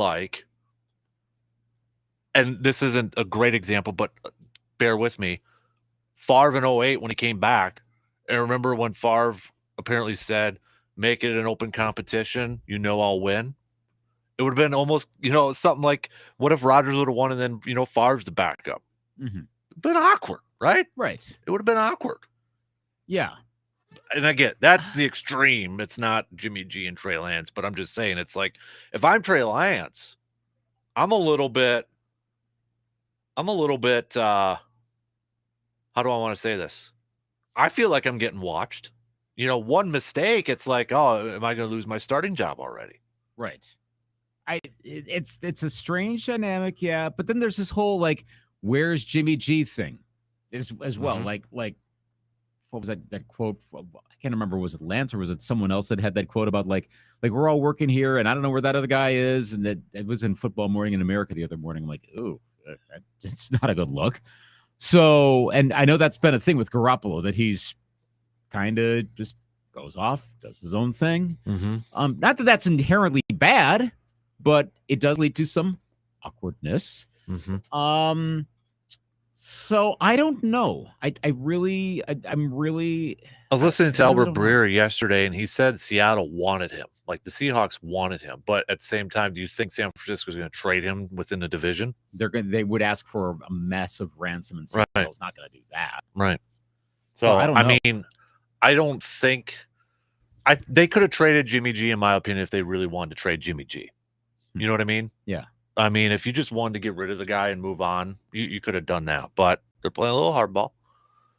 They covered themselves with a pretty adequate backup. Would you say Jimmy G's a top 20 quarterback though? He's I'll steal this. Yesterday when Albert Breer was on Dan Patrick, they asked, can you name 10 quarterbacks that obviously we know Aaron Rodgers, Patrick Mahomes, and that sort of thing, right? Mm-hmm. So I mean, can you name 10 quarterbacks that are starting quarterbacks that are worse than Jimmy G right now?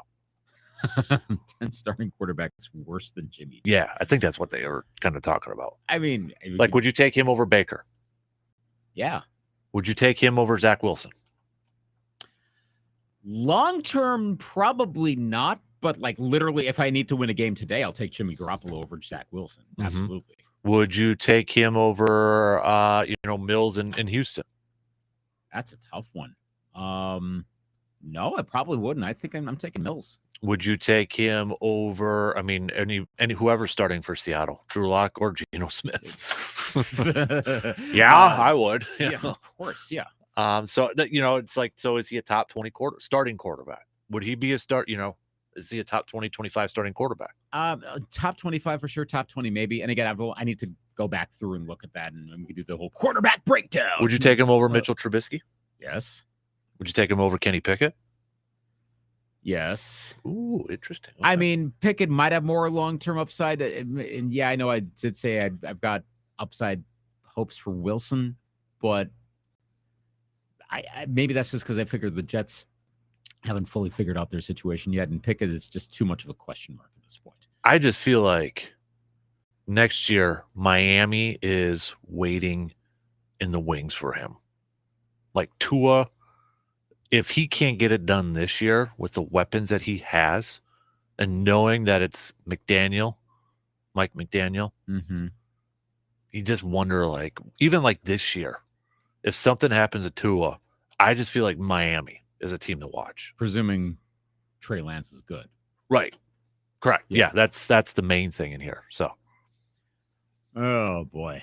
I mean, that makes a lot more sense. It doesn't make a lot of sense that he's going to be in San Francisco. Is probably not going to do too terribly much. And the Lance Garoppolo thing is going to get tiresome quickly. It's going to be a talking point. As soon as Trey Lance has a bad game, there's going to be talking points. And is that necessarily a good thing for a team that has Super Bowl goals? No. I mean, this is, again, they were this close to going to the Super Bowl last year. I don't know. This is souring me on San Francisco as an overall contender this year. Just the potential drama involved, that could be too much of a distraction. Mm-hmm. I don't like it. I haven't been able to read the article.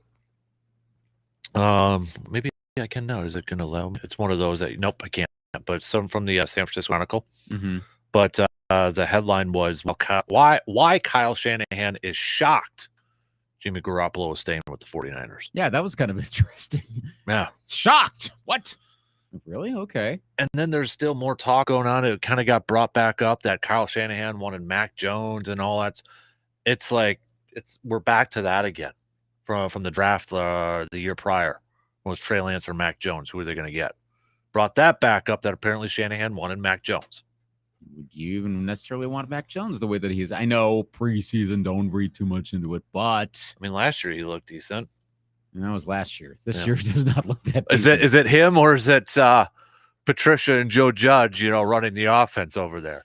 If the Patriots make the playoffs this year, Bill Belichick deserves a statue for getting in the postseason with those two yahoos running the offense. But remember, they're way better as coordinators. It's just maybe they're not good as actual, head coaches. Mm-hmm. And there's some people that have been. I mean, Charlie Weiss, Romeo Crennel. But this is Joe Judge going to the offense, where we all remember that play at the end of last year with the Giants, right? Yeah. Loading it up there. And then Patricia helping out with the offense when he was defense. It is funny. It is. I am amused by the I whole. feel like Bill Belichick is doing this for his ego just to showcase how smart he is. Thing is, it might work too. That's what's going to be annoying. That's the thing. It might work. Oh, if they make the postseason and Mac Jones and that offense actually does something, just build the statue for Bill Belichick right now. Would it be even funnier is if Mac Jones turns into like a quarterback manager and they have to work the offense around him, but the offense still manages to thrive, and then it really is all on Patricia and Judge? Yeah. And then they end up getting jobs next year. Oh gosh, if somebody hires one of those two for a head coach again, they've I don't know who that GM is. How excited are we for more retreads next year? Man, Yeah. Are you kidding me? At what point? Josh McDaniels might be the exception, but I don't know if I would hire another coordinator or assistant from the Bill Belichick tree. It's not a great tree. I mean, Brian Flores was doing an okay job with Miami. I mean, Miami did win 9 games last year. Yeah. They went 9-8. Flores probably actually has one of the better track records of any of them. And then, yeah. And now that And Mike Daniels, I mean, the Denver thing was just a mess. You can say that he left too early, but he's got a good team now, so we'll see what the Raiders do. But I don't know. I'd get nervous. Yeah. I think everybody's just looking for a little bit of that Belichick blood, a little bloodstream there. You know, trying to create their own Belichick Frankenstein. It's Belichick who you want. You don't want any of the others. You want Belichick. Mm-hmm. Which tells you how much influence I think Bill Belichick ultimately had over everything, that it wasn't necessarily that he was much of a teacher. It's more that he's like a Svengali, if you will. Weird. I know. Yeah. All right, we got to take a break. We're running out of time here, so we'll do that. Come on. We want to hear who put you in the friend zone, people. If it breaks your heart to talk about it, we'll send you something. A hat and a beer and that good sort of stuff. In the mail. In the mail. Exactly. Got a take on today's topic, but can't call in? Then hit us up on Facebook, Twitter, or the text line and let your fingers do the talking. Fall is fast approaching. Football, leaves falling, cooler nights and mornings, and hunting season. It's time to get ready for hunting season, people. You've waited all winter, spring, and summer for this. And Tilden Gun has been waiting for you. You looking for a shotgun for turkey, duck, or bird hunting? How about a new rifle for deer or bear hunting? Tilden Gun has the best selection in the area and at the best prices. Tilden Gun is your best spot to get ready for the upcoming 2022 hunting season. I know from experience. I've gotten my new turkey shotgun and my new deer rifle from Tilden Gun. And I ain't kidding when I said it was the best price that I found. And you want to talk about the selection? Tilden Gun easily had the best selection of firearms. I can't tell you how many people have told me that Tilden Gun was the only place that could find the certain firearm they were looking for. So what the heck are you waiting for? Visit tildengun.com to look for your new hunting firearm today. Raise your hand if you've taken your vehicle to a bunch of different places to get your oil changed. Too many to count, right? You could probably start a scrapbook collection of all those stickers. You know, those stickers reminding you about the next time you need to get an oil change. Well, now you have your new go-to place. And you'll never have to worry about trying to find another place for getting your oil changed. That's ASAP Used Auto Parts. See, I needed to get the oil changed in my truck. I had to get the truck ready for a trip to Green Bay so Hudson could see his first football game. And like their name says, it was done ASAP.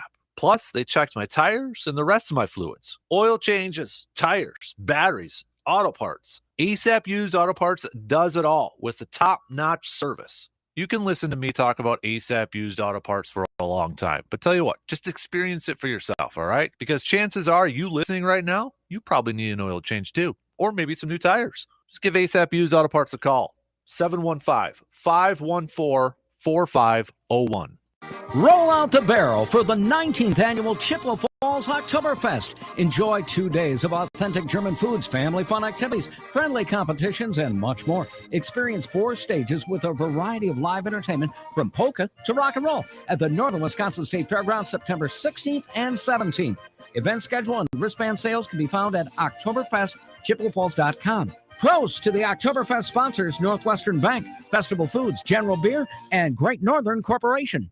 Aw, honey, I can't believe you gave me toe fungus. I gave my wife toe fungus for the 3rd time. My doctor then told me that toe fungus is not just a cosmetic problem and that it can spread and get worse. He introduced me to a new and different routine that flushes out even the most difficult cases of fungus. It's called Crystal Flush. Call now, and for a limited time, you can try Crystal Flush risk-free for 30 days. Call 800-764-9219. That's 800-764-9219.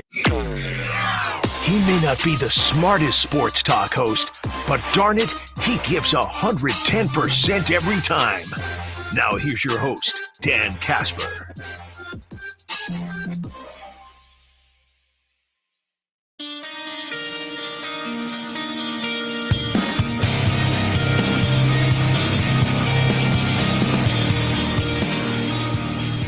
All right, we got less than a minute to the top of the hour. So starting next hour, we'll do some stock reports, whose stock is rising, whose stock is falling. We'll get to your feel-good midway through the week feel-good story as well. We'll get back to some more football chats. In case you're wondering, 11 a.m. is when claims must be submitted by. So players, you can start to see some teams filling out their practice squads around that time too. So it's like Yesterday was a big day, but then, we get another flavor here today too. So we'll see if any other moves are made, but we'll keep you posted throughout the morning. And then we'll get back to some baseball talk. Brewers, they'll try to win the series against the Pirates in just a few hours from now. First pitch is at 1:10. So, all right, there's the Oscar music. Plus, I'm going to give you this. Aaron Rodgers was on many podcasts, but not the Joe Rogan one. He was also with Bustin' with the Boys. They asked him to play the bench one, cut one, start one game. Devontae, Jordy, Driver. Think about it. Who do you think he picked?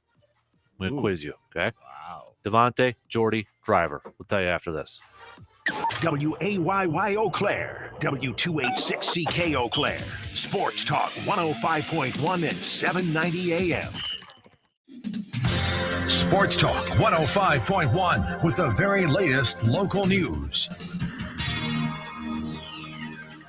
Well, a dust up in Menominee, and police there say last night's standoff started over a warrant. Officers were finally able to talk Michael Polzin out of his home in Menominee last night. Eau Claire Regional SWAT team tried to serve a warrant for his arrest before the standoff began. No one was hurt during that standoff or during the arrest. Looking into some other headlines across the state, there will be a cost to anyone who gets their student loans canceled under President Biden's plan. Wisconsin is one of 13 states that will tax the cancellation. What does that look like? Well, the tax foundation says someone who sees $10,000 of their student loans erased will owe about $530 in state taxes. Wisconsin lawmakers could change the law, but they're not expected to. Looking onto our political stage, U.S. Senator Ron Johnson says he's being unfairly attacked for talking about how changing the country funds Social Security and Medicare. Made those comments in front of the American Legion yesterday. Bring up these numbers in talking about the danger to our economy, to the danger to our children and grandchildren.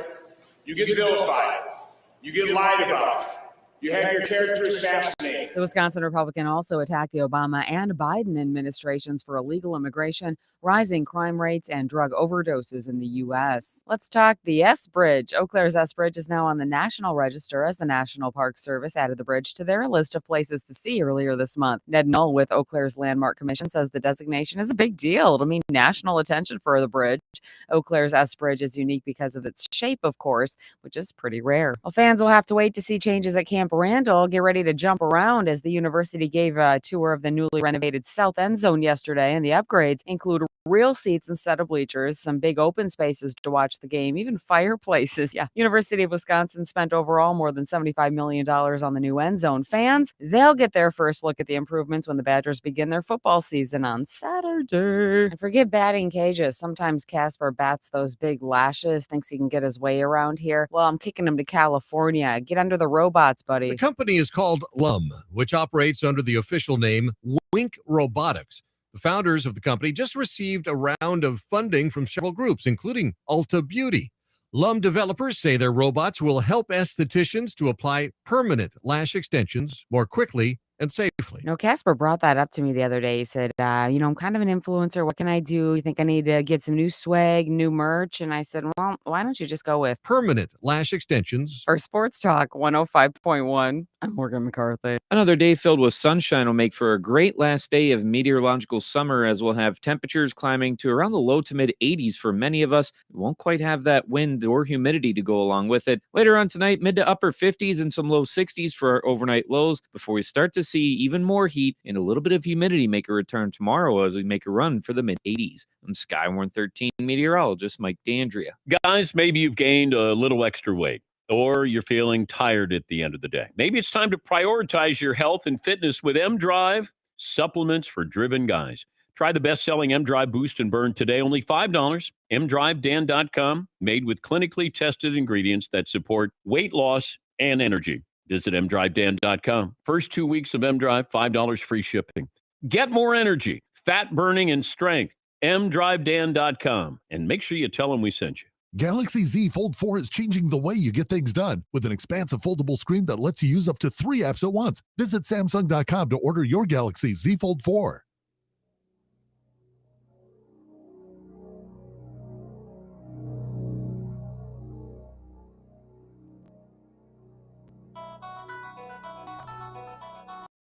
Welcome to the Dan Kasper Show.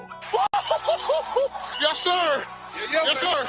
It's the show that features serious, thought-provoking sports talk and insightful sports commentary. You knew it!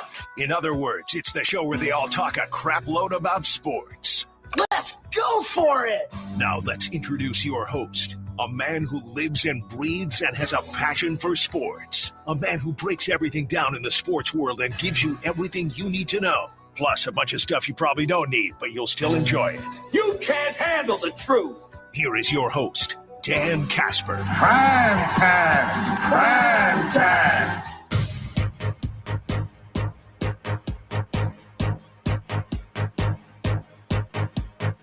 Final hour kicking off on this Wednesday morning. Appreciate y'all tuning in. However you're tuning in, Dan Kasper Show is on the air. Radio dials, 2 of those, 105.1 FM, 790 AM.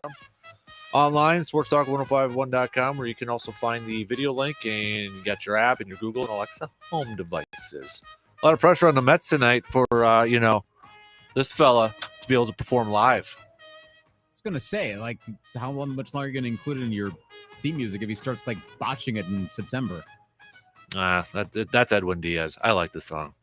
It is pretty cool. So. You see the music video? I think I asked you about this, didn't I? Well, like the actual Narco music video? Yeah. I've not seen from the actual song. I've not looked that up. It's because he was asked the other day about where he got the idea for this, and it fits what his answer fits what the music video was. His answer was, "I just pictured myself riding a horse going into battle," and that's what the music video is. So, kind of like a drawn cartoon sort of thing. Yeah, okay, so. I see what you mean. Spinning records. Yep. Oh man. We got Labor Day coming up this weekend. You got anything planned? Gonna do anything? Nah, probably. Honestly, it's probably gonna be like maybe Netflix and chill. Brush site and chill. I got brush. I got to take up to the brush site. It's been piling up for a while. So yeah, envy me. Yeah, maybe it's either gonna be Saturday. Doing man work right there. Yeah, and if not this Saturday, then because maybe I feel like doing other stuff, then it'll be the Saturday after that. All right. Well, there you go. One of those. Well, you have fun with that. I won't, but I will do it anyway. All right. Yeah. Good stuff. Yeah, life's got to be done. What else? What do you got going on? My wife is actually forcing me to go to the land and getting out of the house. Really? Yeah, she You're says being forced out. Yeah, she told me last night because she says I'm too stressed and it's leaking into the house, so she's kicking me out. Vibes. Yeah. So vibes. Doesn't like the vibe, so she's and I'm not arguing with her. I am stressed out, but she's kicking me out that I have to go to the cabin. So. Well, she's looking out for you. That's probably the best part. Or she's looking out for herself, so she doesn't have to put up with my crabbiness. So, do you get to take Hudson with her, or is he? No. You just gotta sit. Yeah, I'll probably just go work on some tree stands and go maybe do a little wetting the lines and that sort of thing. Okay. So, yeah. It's not terrible. Living off the grid. Hey, you got 17 weeks of Packers stress. Yeah. Followed by 1 to 2 playoff games and leading to the inevitable loss at Lambeau Field in the division or championship. I think my gray hair is already in the last week and a half gotten more and will continue to get more. But if you know that that's what's going to happen, look at it this way. So you get there, you get to the NFC Championship game, and there's Tom Brady once again running around Lambeau Field, or Jimmy Garoppolo or someone else. But you saw that coming. You're like, sucks. But if they actually win and they go to the Super Bowl, well, that's all gravy at that point. Yeah. See, look at it that way. Shift your expectations. 1 week at a time, man. Right. 1 week at a time. So looking at it that way. But yeah, I'm getting kicked out. So okay. Well, hopefully the weather's fine. So should be. I think it's going to be a little warmer, but it's going to be okay. Yeah, I got my trail cam is the battery. I got a text saying batteries are dead, so I got to change that up. Okay, so there's also reason to go up there. Yeah. All right. Yep. Postseason's starting up in a couple weeks, man. So. Yeah, that's true. You got a plan for that. Shift over from golf. Yep. Before we get to the stock reports, you ready for this? So, what do you think Aaron did? By the way, I would have thrown Randall Cobb into this to make it really hard on him. That's all I would say. So, I would throw Randall Cobb in there. But who do you think he picked to bench or cut? See, okay. Yeah. Let's go cut first. Who do you think? He can't say Devontae Adams because that's too recent. He benches He cuts. He's gonna cut Driver. He's gonna bench Adams. He's going to keep Nelson. Yeah. All right. Here's his response. Again, this is from do you know the Bussin' with the Boys podcast? I haven't really heard of that. It's like Will Compton from Barstool Sports. Okay. Sort of thing. Got They're it, okay. literally on a bus doing the podcast. And I believe it's Bobby Tunyon, Robert Tunyon that's with them too. Okay. So here's his response. Start one, bench one, cut one. Jordy, Tay, Donald Driver. Oof. Cut and Tay, you broke my heart. Got him. No, of course not. I can't do that. Come on. Yeah, we already got. We needed. Look, I'm cutting D Drive. I only played with him. I played with him less than the other two guys. I'm gonna bench Jordy and I'm gonna start Tay. Why are you benching Jordy? Because Jordy is a farmer now, and I saw him the other day. He put a little bit of weight on, and Tay still looks good and still the best receiver in the league. So I'm definitely starting Tay. So I would have said Randall Cobb instead of Driver to really make it interesting then. Yeah. Okay. That's actually a very practical response from Rodgers. Yeah. It makes sense. Nelson probably is a little slow. And he only played for Driver or with Driver for, a couple of years. So practical, didn't have that much of a connection. Okay. Yeah. Not hating. It's not there. Yep. Devontae Adams is still really good. He's playing right now. I think we need to do our own version weekly of bench start cut. That's actually a good idea. What day should we do that on? What day is nothing happening? All right, folks, don't say Wednesday. We get it. What day is there legit nothing? We could probably do it like on Tuesdays. Probably could. Yeah, maybe we'll do that on Tuesdays. Bench start cut. We'll start that up next week. Yeah. Bench start cut. And we'll make it fun. Expand it upon other Joe stuff. might have some takes as well. Won't be just football stuff, but Right, it'll could be be anything. Yeah. So all right. Bench start cut. We'll figure that out. So there you go. All right, stock reports. Whose stock is up? Generally, I was going to say NL East teams that aren't the 1 and 2 seeds, but I'm going to say the Cardinals. I'll go so far as to say I don't think it will be the Mets and the Dodgers in the NLCS. Okay. The Dodgers are going to be one of the two teams. So basically, that's another way of saying I don't think that's the a Mets are hot going to get take. there. Well, I know, but I don't think it's going to be the Mets. And I actually think St. Louis got a shot. Right now, St. Louis would be bracketed into the division round with the Mets, presuming that the Mets and Dodgers keep their positions. And I would be under what scenario are the Dodgers not getting the 1 seed at this point? So I don't think St. Louis is not catching the Mets for 2 either. Too much of a gap there. And I know the Cardinals are hot right now, but I think they have figured out their team. And I'm not going to necessarily say it will be Cardinals Dodgers going that far forward in the LCS, but it won't be the Mets. That's a long way of saying the Cardinals are my stock riser. I know they lost last night to Cincinnati, but overall, they've been one of the better teams in baseball of late. They have made the turn. Their stock is very much going up. They will be a tough out in the playoffs. I'm very high in the Cardinals right now. And it sucks watching that if you're a Brewers fan. But hey, I mean, part of the reason the Brewers are slipping is because St. Louis is also really, really good. That sometimes it does take two to make these gaps happen, and that's part of it. So yeah, Cardinals are up. Do you got Pujols get 700 by the end of the year? Gosh, he might. He's got a whole month to hit, what, 6? Yeah. I think he does. I think it's going to get to a point because their schedule isn't that. I mean, they got the Dodgers on there at some point, and Brewers a few times too. But I think it's going to get to a point. I think they got some games against Pittsburgh. They're just going to meatball that crap so he gets it. You know it's going to happen, especially if it's in St. Louis. They're going to meatball it for him. Yeah. I wonder what that Washington series could. The Chicago. Okay, Cubs this weekend. Okay, Reds midweek, and again, I know they lost, but Reds midweek this week, Cubs Labor Day weekend, Nationals for 4 games next week. Oh boy, is it going to be to 700 by September 10th? Ooh. Okay, yeah, that's no, probably not, okay. but That's a bit of a hot take, but could you rule it out? Like hitting 6 home runs in the course of like 10 days against inferior competition, and if you're a hot batter. And Pujols right now is one of the hottest batters in baseball. Incredible. Aaron Judge is at 50, and the talk right now is Albert Pujols, and it's actually a legitimate case to make. That's a bigger story right now because he's playing so well. But that's not a crazy notion that by September 10th, Albert Pujols could be to 700. I still think he's most likely to get there by the end of the season. You still wonder, is it just a hot streak and it suddenly dies off? I don't know what. But I don't think too many of these teams are going to be pitching around him. The Dodgers might have reason, but then again, the Dodgers might even September 23rd, 24th, 25th.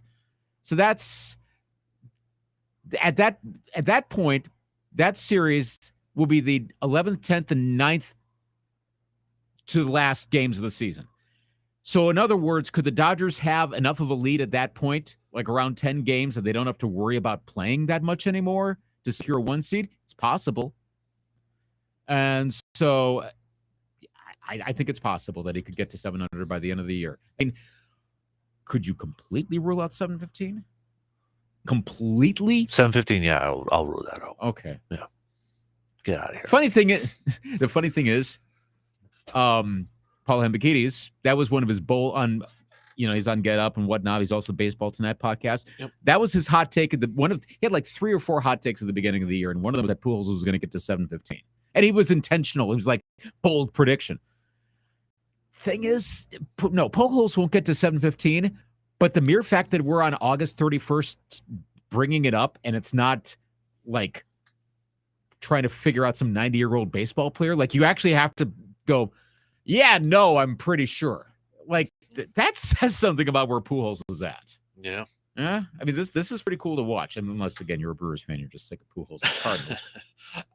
So that was a good one. My stock up. I'm actually going to go. I'm going to give a little props to Christian Yelich and Brent Suter. Brent Suter's been pitching really well. We talked about it yesterday. He's gotten actually better every month of the season. Literally, ERA has gone down every single month of the season. The so Raptor. Far. The Raptor. Kudos to Craig Counsell for the Raptor pose too. Did you see that? I did not. Oh, Google. Wait, the picture? Oh, yeah. Wait. Yes, I did. Now I know what you're talking Calling about. the bullpen of the Raptor signal right there. That was well played there. So that's stock up. I'm also going with a little Christian Yelich too, because in his last 58 at bats, he's batting 328. Last 31, 355. If you want to expand it even to his last 116 at bats, he's hitting 284. So I'm giving a little love to Christian Yelich right now. Okay. So that's good. Stock down. Rick Spielman, pro football analyst. Formerly Minnesota Vikings. Yeah. GM. Drafter of one Kellen Mond and other draft picks in the 2021 NFL annual selection. Can also say that too for Mike Mayock and John Gruden. Yeah, there's a lot of the Raiders. A lot of questions going around there. That seems to be like the go-to thing. Anytime I talk with anyone about the Vikings, like one of their first things is, "Hey, Rick Spielman's an analyst now." I'm like, "Yeah." Spielman didn't. He didn't suck. He wasn't like the worst GM ever. There are plenty of bad GMs. I know it's not like Bill Simmons' atrocious GM in basketball, which was a thing. There were some people you're like, why? But he had some good picks. He had some not so good picks, some that did not pan out well. And that Kellen Mond thing just, okay, look, 3rd round and lower, not always going to pan out. We see it all the time. It's not like it's a top first rounder, but that's definitely he's not panning out. New regime comes in. It's like, why did we do this? Mm-hmm. That does not look that reflects poorly on Rick Spielman. It's as simple as that. And I wouldn't go on him that much more if he wasn't going around being an analyst. If he was just like doing some other thing, but now we're like, here's quarterback excellence with Rick Spielman. Drafted Kellen Mond. He brought in Kirk Cousins. I mean, come on here. Yeah. So no. Hey, he did draft Justin Jefferson. He did. So like that. See, I mean, that's the thing. Like I said, I'm not going to hate on Rick Spielman because he also made some really good draft choices. Dalvin Cook, excellent draft choice. Mm-hmm. And Barr. There are a lot of great draft picks he made. There are a lot of bad. It's weird. It's like feast or famine with him. Mm-hmm. So, I mean, stock down, but it's also not like game over, go away, stock down either. It's just, I mean, it looks really bad right now because it was the possible successor to Kirk Cousins and got cut up for 2 years. My stock down. I'm gonna go with Trey Lance. With Jimmy G coming in, and it's I don't know. Like I feel like, and he's got the right mindset, from what we're hearing in that, but it's got to be like, oh, you're bringing the guy back and he's going to be the backup. What if I, don't play that well in one game? Maybe fans start getting anxious. You got a team with Super Bowl aspirations. If I go through a stretch of a couple of games where, I'm not playing well, am I going to lose my starting job? The thing is, too, is like, can you bench Trey Lance? Like, can you bench Trey Lance and go back to him? I mean, you can, but should you? Because, again, the 49ers backup quarterbacks, I just saw the quarterbacks. What's the depth chart? Brock Purdy and Nate Sudfeld. Well, Nate was he cut? Yeah, he's going to go to the Lions, it sounds like. So it's Brock Purdy. Yeah. From where did he go to college again? Brock Purdy went to it doesn't even say. I know, come on. This is Iowa State. That's right. Cyclones. Mm-hmm. So would they play Brock Purdy over Jimmy Garoppolo? Okay, so if you're the 49ers and you're playing really well, but your quarterback isn't, do you bench Trey Lance for Brock Purdy when Jimmy Garoppolo is on your team? No. That's the thing. Oh, man. But it's like that whole mindset. I can't, it's like how many times we get to when you start a young quarterback and you get to that point like, well, you can't bench him anymore. There's been quarterbacks where we've seen they've sat a year, maybe they come in a few games and it's like, oh, can you bench him and then still go back to the guy? Then you start to get into that quarterback cycle of hell. Yeah. Back and forth. There were some comparisons being thrown out there with Alex Smith and Colin Kaepernick. But I think that's a little bit different because Alex Smith first lost his job due to injury. I mean, there was always talk about Colin Kaepernick, but remember he went out with a concussion. Mm-hmm. Then Colin Kaepernick got a start and, that sort of – this is different. This is a little bit of a different situation where the guy pretty much says goodbye. The team says he's not coming back. And then all of a sudden, no, you're back, but now you're the bench player. Now you're the backup. So it's a little bit of a different scenario and that it's way. still the 49ers, but it's with different personnel making the decisions too. That's a strange thing. It's only the ownership really that's the same. Wow. It's like Doug Flutie and Rob Johnson in Buffalo. Gosh. Back and forth. Wow, that's an old school one. Go back to Sean Salisbury and Rich Gannon for those who remember. Drew Brees and Phillip Rivers. Yeah. That was a thing for a little while. Okay. I'm just glad I'm not a San Francisco 49ers fan right now. I mean, there's plenty to like about being a Niners fan at certain times based on the team's history and their usual competitiveness, but this is an awkward spot right now. Mm-hmm. They'll get past it. But right now, yeah. Yeah. So that's my stock down. Yeah. All right. Thought there was something else I was going to say, but I can't remember. We'll take a break. No one has a friend zone story. Nobody has a friend zone story, which is ridiculous because you guys are just embarrassed or you're lying to yourselves or something like that. Anybody got a story where they got friend zoned? Anything? Everybody should. Luke opened his heart up to you guys, people. So you got your friend zone story. You don't have to do it right now, but you ready to tee it up? Oh man, yeah. Hey, we got to do this for the people because the people aren't responding. Yeah, I've been put in the friend zone a couple times. Okay, tell us your story on the other side of the break. If you need sad music, we'll get it for you. Do I want to open that wound?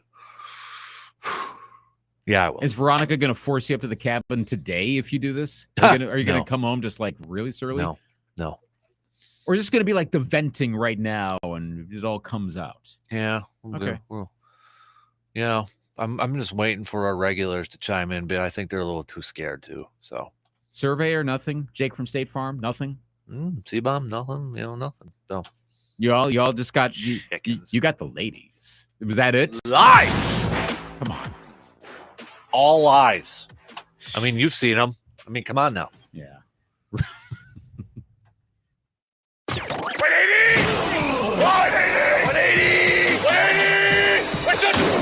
The Dan Kasper Show will be right back.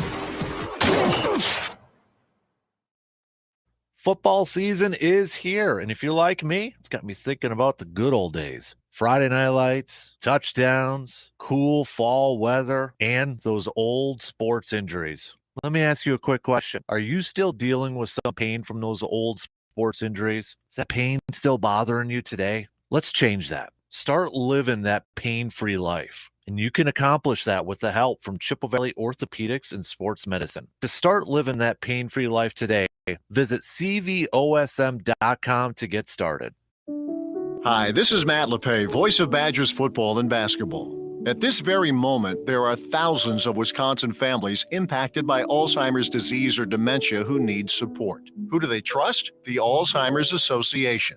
Caregiving can be an emotionally, physically, and financially draining role. The Alzheimer's Association provides education, care, and support to all those facing Alzheimer's and other dementia. The Alzheimer's Association is here all day, every day, through their free 24/7 helpline. One call, thousands of answers. If you have concerns about memory loss or other cognitive changes, or questions about caregiving, Alzheimer's diagnosis, and treatment or clinical trials, make that call today to 800-272-3900 or visit alz.org/WI. Sponsored by the Alzheimer's Association Wisconsin chapter with funding by Oak Park Place Foundation. Are you up all night tossing and turning over your business's unsuccessful online marketing strategies? Midwest Family Eau Claire's digital team can be the warm glass of milk and cozy blanket that ensure a restful, worryless night's sleep. Let our team at Midwest Family Eau Claire turn your business's digital presence into profit.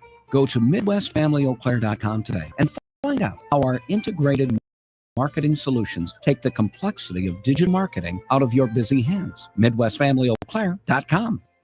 Thinking about buying or building a home this year? Hi, I'm Ben from Merchants Bank. When you work with us, you have the support of the whole Merchants team. We share your home dreams and we'll do everything we can to see you reach your goal of a new home. And that starts by making things easy, like being able to apply for your mortgage when it fits your schedule. I'm just a phone call or email away to answer your questions. Start now at merchantsbank.com and let's achieve your goals together. Equal housing lender, subject to approval. We could talk about how complicated other banks make it to redeem credit card rewards, like how they require minimums, and worse, how the rewards flat out expire. Or we could talk about how with Discover, you can redeem your rewards for cash in any amount at any time. That's amazing. And now that we've talked about that, let's get back to, the stuff we talk about here on the show. Learn more at discover.com/redeem rewards. That's discover.com/redeem rewards. Terms do apply. Online application and inventory at AutoKingEC.com. More than the scores. More than the news. It's Sports Out the Squeaker. The Dan Kasper Show.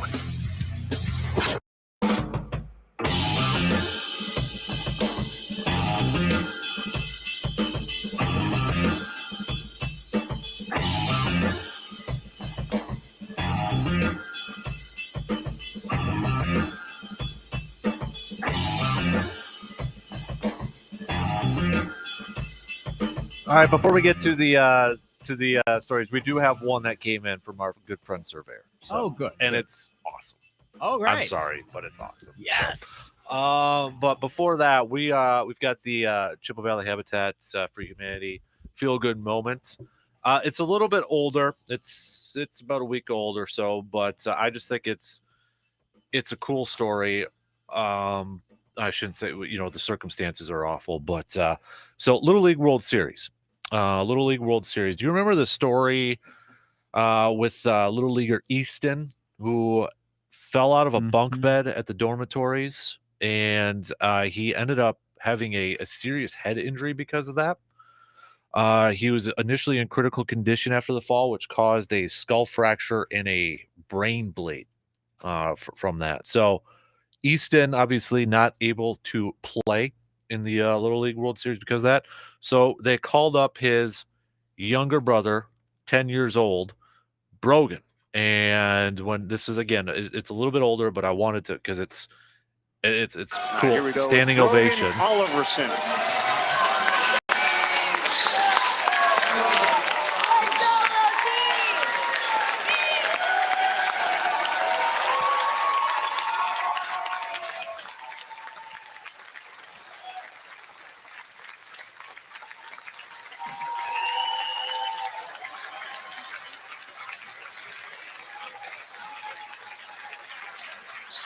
10 years old, added to the team after his brother ended up in the hospital, and is watching this all unfold.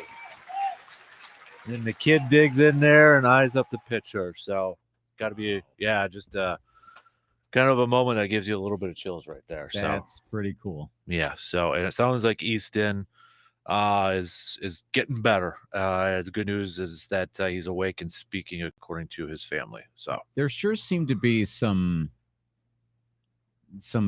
good, like legit feel good stories this year coming out of the Little League World Series, more than I can remember. I love the Little League World Series because you get stories like that, or you get fun ones too. I like hitting dingers. The kid was it? I blanked out his name, but when they do the intros. Oh, what was his name? I'm gonna look it up. I can't remember, but yeah, I like hitting dingers. I mean, it's fun stuff like that. Yeah, Big Al. Come on, Big Al. How do I not remember Big Al? Hi, my name's Alfred D'Elia. At home, they call me Big Al, and I hit dingers. Yeah. Awesome. Yes, where's Big Al these days, man? That is the best. All right, you ready for Surveyor's Heartbreak? Do you need music for this? No, because I laughed when I first read it. So, okay, good. All right, go for it. I had a girl in college that said she was struggling in a class and needed a tutor, and invites me to her apartment, which I thought meant, hey, little Sammy's going cave diving. I get to her apartment, and her boyfriend answers the door and literally said to me, "Thank God you're here. I don't understand any of this."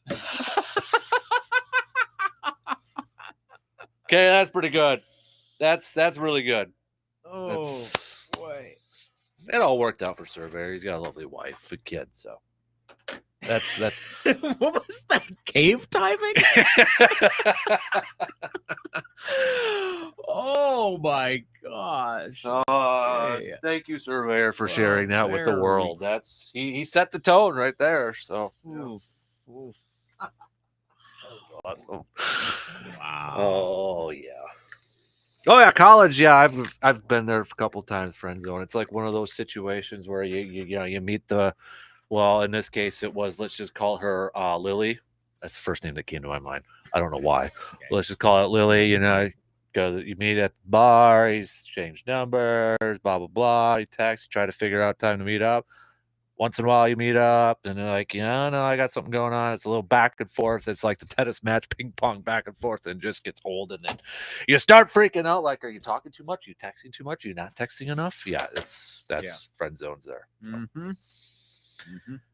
Raising my hand. That was me a couple times in college. So okay. Yeah. Yep.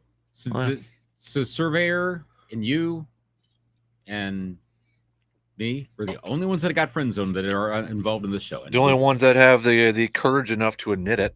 We've got thousands of listeners potentially, and all of them they're not. Yeah. They don't want to open up their hearts, Luke. Come on, people. They don't want to open up to us, Like Creed once said, with the arms wide open.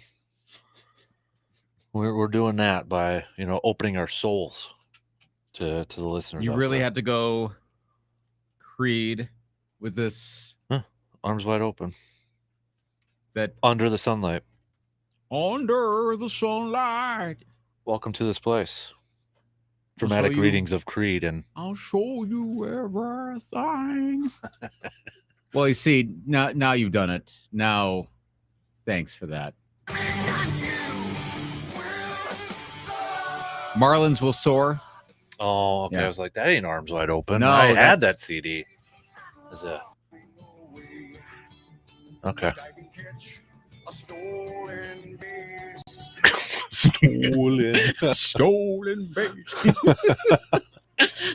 Sorry, Scott Strap, but yeah. Anytime I hear Creed, that's the first thing I think of. Man.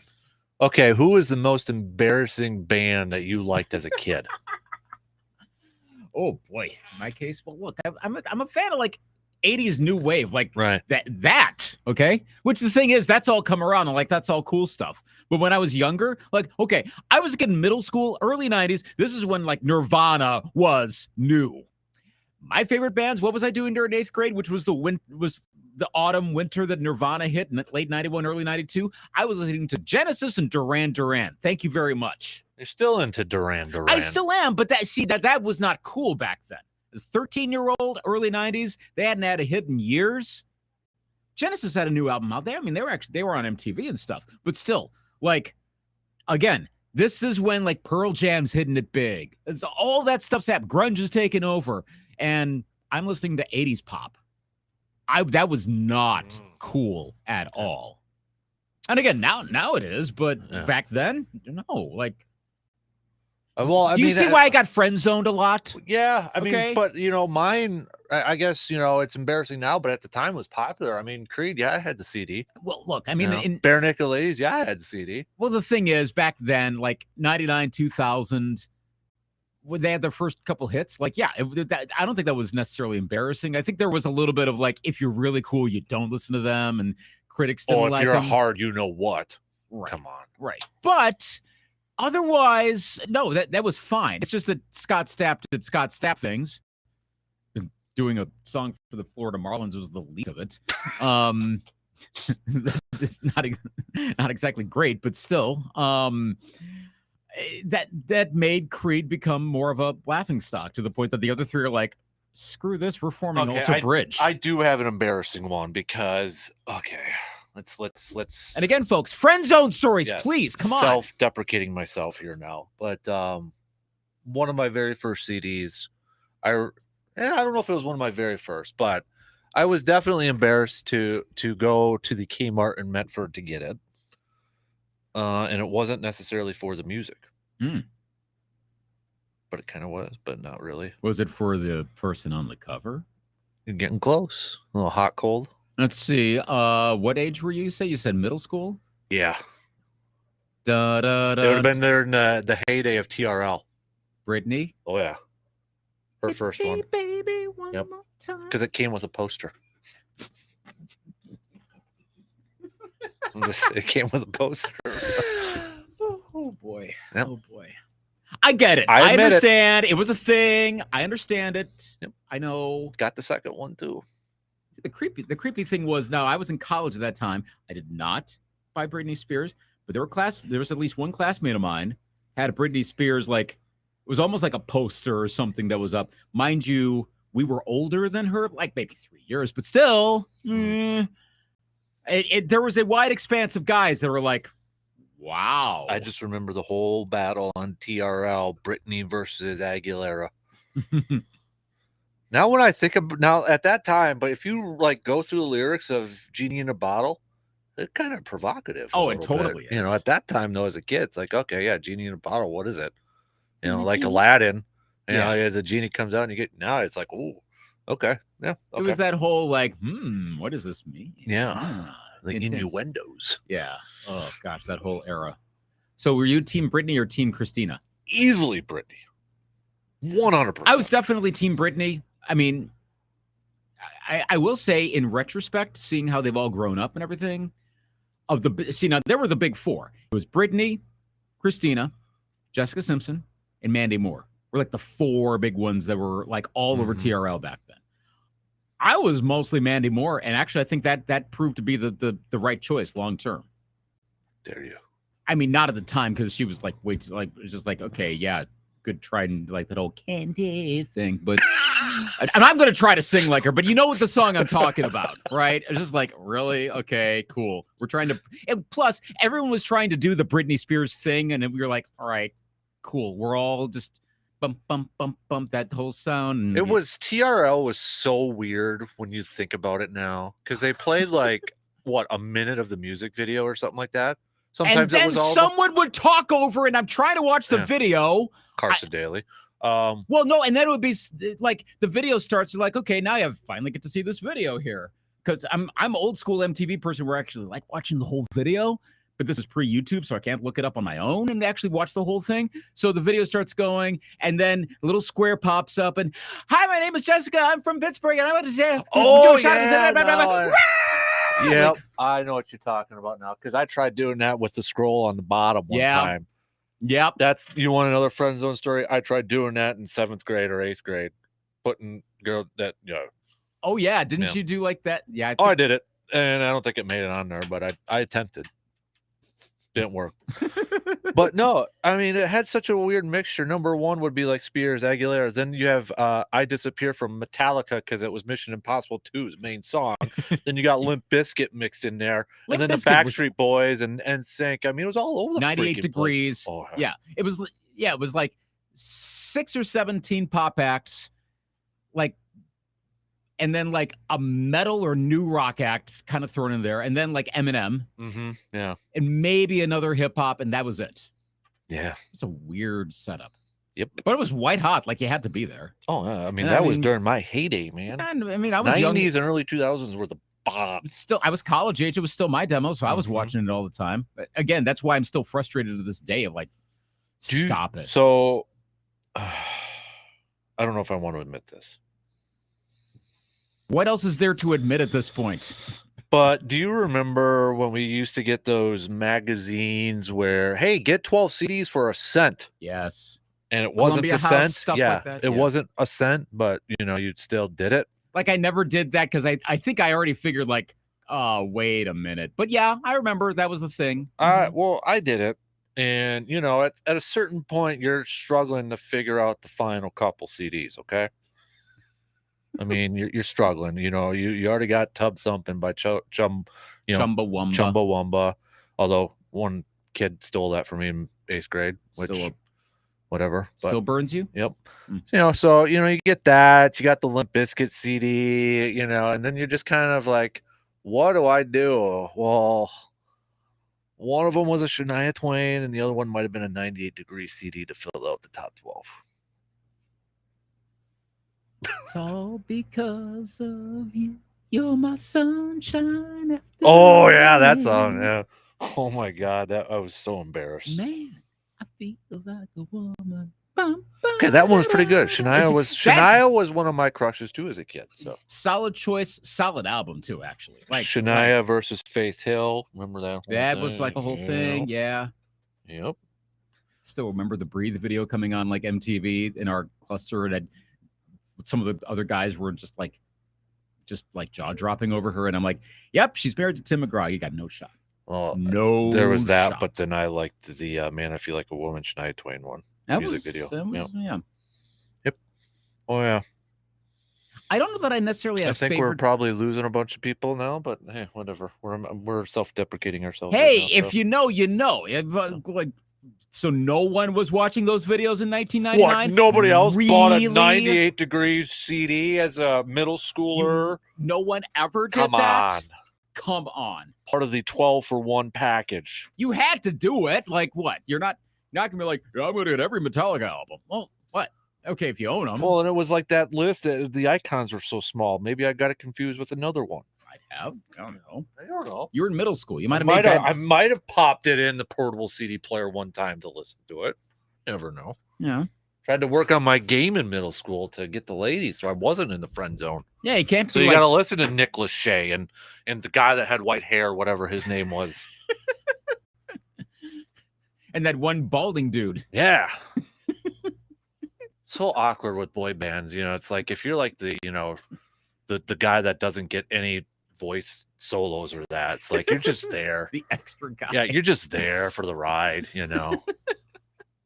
like Lance Bass and Sync, or who's the tall guy in Backstreet Boys that's always in the Kevin background? Richardson. Yeah. Like when he had that part in that, but then he actually got to sing it. I Want It That Way. That's like the ultimate song. I think everybody got a line in there. That we're falling apart. Like, oh, that's Kevin. He sings. Wow. Turns out like he's got like stage experience. Like he's like very talented, but he never sang. And then like, whoa. Well, it's like the guy in Florida Georgia Line, who's the one guy that doesn't sing at all, and it's a duo. They both have solo careers now too. Yeah. Or Brooks and Dunn. Who's Brooks guy? Kix Brooks. Kix Brooks. Ronnie Dunn sang it all. Little country girl. Yeah, you found out pretty quickly why it was Brooks and not, or why it was Dunn and not Brooks doing the singing. Yeah. But hey, got the name on there and they're a duo. So yeah. Ronnie Dunn did all the singing though. I did have the Red Country Road in my Maria CD. Okay, see. So yeah, I choices. had a wide range, man. Yeah, okay. That's fine. Then I discovered the downloading era. And the CD stopped. Oh no, the CDs. No, it you kept switched going from with those? no, Okay. it switched from buying the full album for just one song to downloading and burning the CDs, Oh, yeah. and then Yeah, that's right. Because the CDs kept going until Spotify, and then 2011 hit, and I'm like, oh, okay. I don't need to buy CDs anymore. Cool. because if you didn't have the visor in your car with your top 10 CDs and then the book in the back, you weren't doing it right. Were there any girls you're like, what I got? And they're like, yeah. That ever happen? You see your CD choices, and they're just like, riding dirty. yeah. Chameleon. Yeah. Yeah, can you imagine me cruising down the streets of Medford on Highway 64 with the windows down in my red Oldsmobile Achieva with the letters Oldsmobile in the front window, blaring that song? Because that was me. Circa 2002? Red. 03? Yep, red windshield wipers too. So, oh yeah. Little tip on the exhaust. Might have played the Too Fast, Too Furious CD soundtrack on there too. You know, just pimping the Oldsmobile that I had. Problem, of course, being that by the time you're through, like midway through the second song, you're already all the way through town. Yeah, that's why so my loop around Medford, I had this loop was, so where I lived, I'd go down 64. I always get it confused. Is it O or Q? It's O. It's O. And then you hit Q. No, it's Q. Then you hit O. So you go past the sports page, the bowling alley there. Then you hit stop. So you take a left. Then you go down the country road. But you go past Tombstone Pizza and the industrial park. Then you get back on 13. Then you go into town. And then you turn left on 64 again. It's a big square. That was the loop. Yep. But you slow down in the town and roll the windows down is how you do it. And then you, yeah. I had my loop. Always great when the loop involves roads with letters. Yeah. Completely ignored the north side of town. Just, you know. Was that like the bad part of town? Oh, I mean, then you're going towards like Whittlesea and all that. And I mean, now there's a Walmart. Back then there wasn't. So there was like Happy Joe's Pizza. And shout out John Newton, by the way. All that stuff over there. So, but it's, you know, Happy Joe's. And now there's, now I guess there's a Culver's there. It's been a few years since I've been to Medford. Well, is that like the gentrification part of Medford? Yeah, I think so. Like, what are the... Because really, like luxury apartments up there now going for like 2,000 for a studio. Because when it was during my heyday, it was like, okay, because 64 and 13 intersect. You go north of that, you're down to like the A Street Bar. You got a couple hotels. You've got Happy Joe's Pizza was up there. KFC was over there. A sports shop and such. Everything else was on the south side. You know what you need to do? Peyton's places, and was it Eli's places, and Abby's place, Dan's places. That's a good idea. Places around the Chippewa Valley, sports history, Medford in general. Ooh, that's a good idea, Lucas. Mm-hmm. A video series. Mm-hmm. I like that. Like I said, take like a whole episode on your old haunts. Uh-huh. Friday nights, we would sit in this parking lot. Yep. The abandoned Kmart now. Yep. The parking lot at McDonald's that was too small. It really was. It's really was. I don't know what it's like now, but it was really small. How many spots do they have there? If you're talking about the ones that was just there, I would say maybe 10. Yeah. Yeah. You had some in the front, but you parked in the back because it was such a cluster over there. So those who know. Those who know, exactly.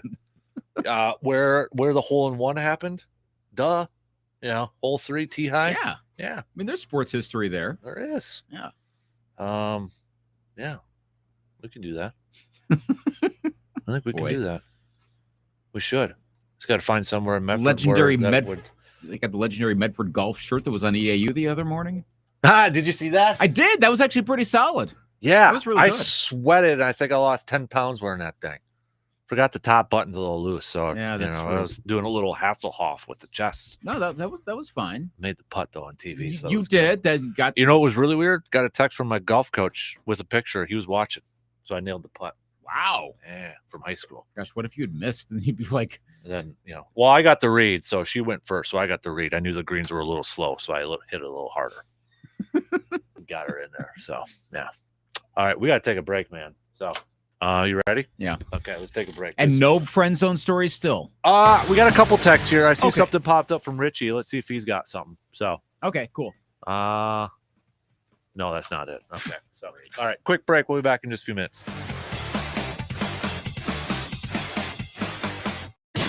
You're listening to the Dan Kasper Show.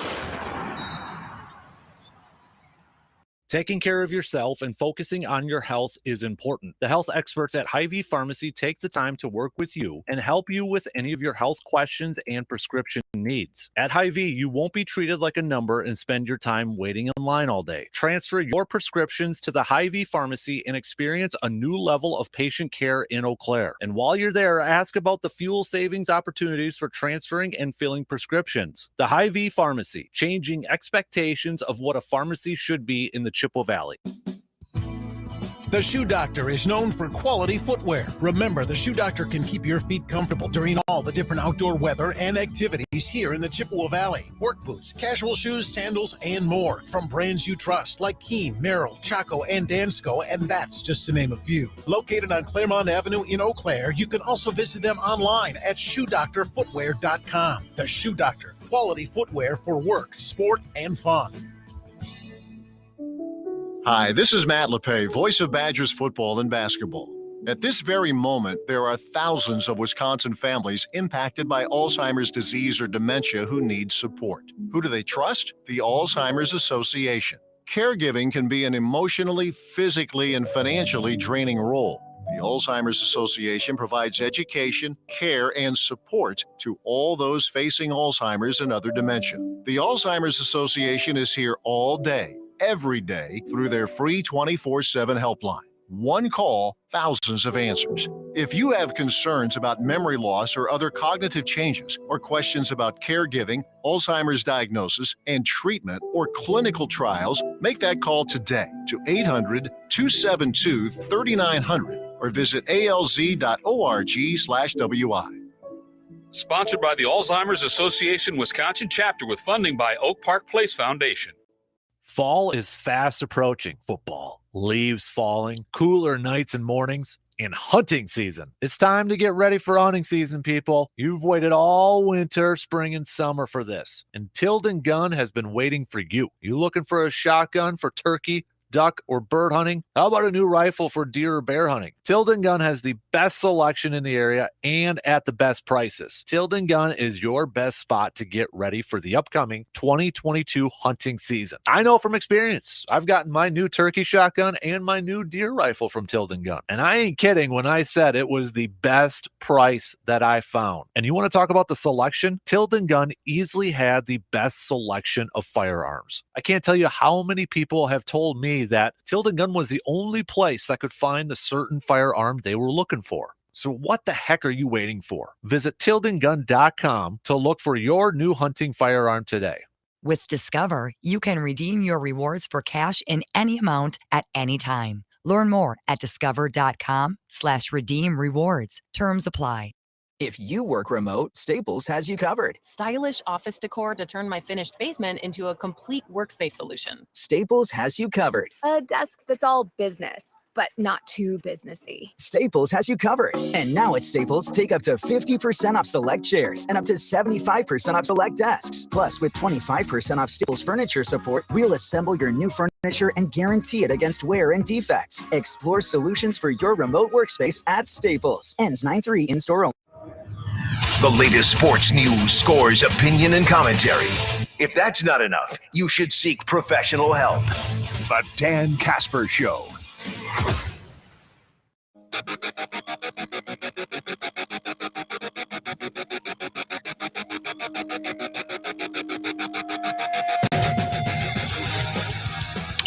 Somebody who was appreciative of the nostalgia. I'm 36 years old. Thanks for the nostalgia of the early 2000s. Great show today. So, Richie said that he got in trouble for, quote, sitting in his car with a girl at the Medford Theater. So, I will say, if it was during the same era, Richie, that I was there, that guy wasn't very nice over there. The former owner. Oh, he doesn't own it anymore. Long time ago. But if it's that, yeah, he wasn't a very nice guy. So I'll just say that. Okay. I don't think he liked kids. On a very tangential note, because I'm not going to cast aspersions there. What the heck is going on at empty ballparks now? That was a really change of. No, but direction. have you seen what's been like in Oakland? Well, it's Oakland. But now it's something. You're saying? Oh, I see. Oh, yeah. Right. I saw Toronto. Somebody That's, was. Yeah. That was even more like you had to censor that thing out. I don't know what was going on there, but I don't want to know what's going on there. I know what you're saying. Yeah. Oh, yeah. You got a problem with what's going on? No, or? I mean, if you're in love, okay. Not in either case. Let's be real here, but I mean, also understand that there are many cameras. Many cameras. Also phones. Right? Bring it. Yeah. Speaking of the 90s and 2000s. No. This was also a CD from the Columbia House order, by the way. That was a solid get. Yep. Well, now remember, here's the other thing.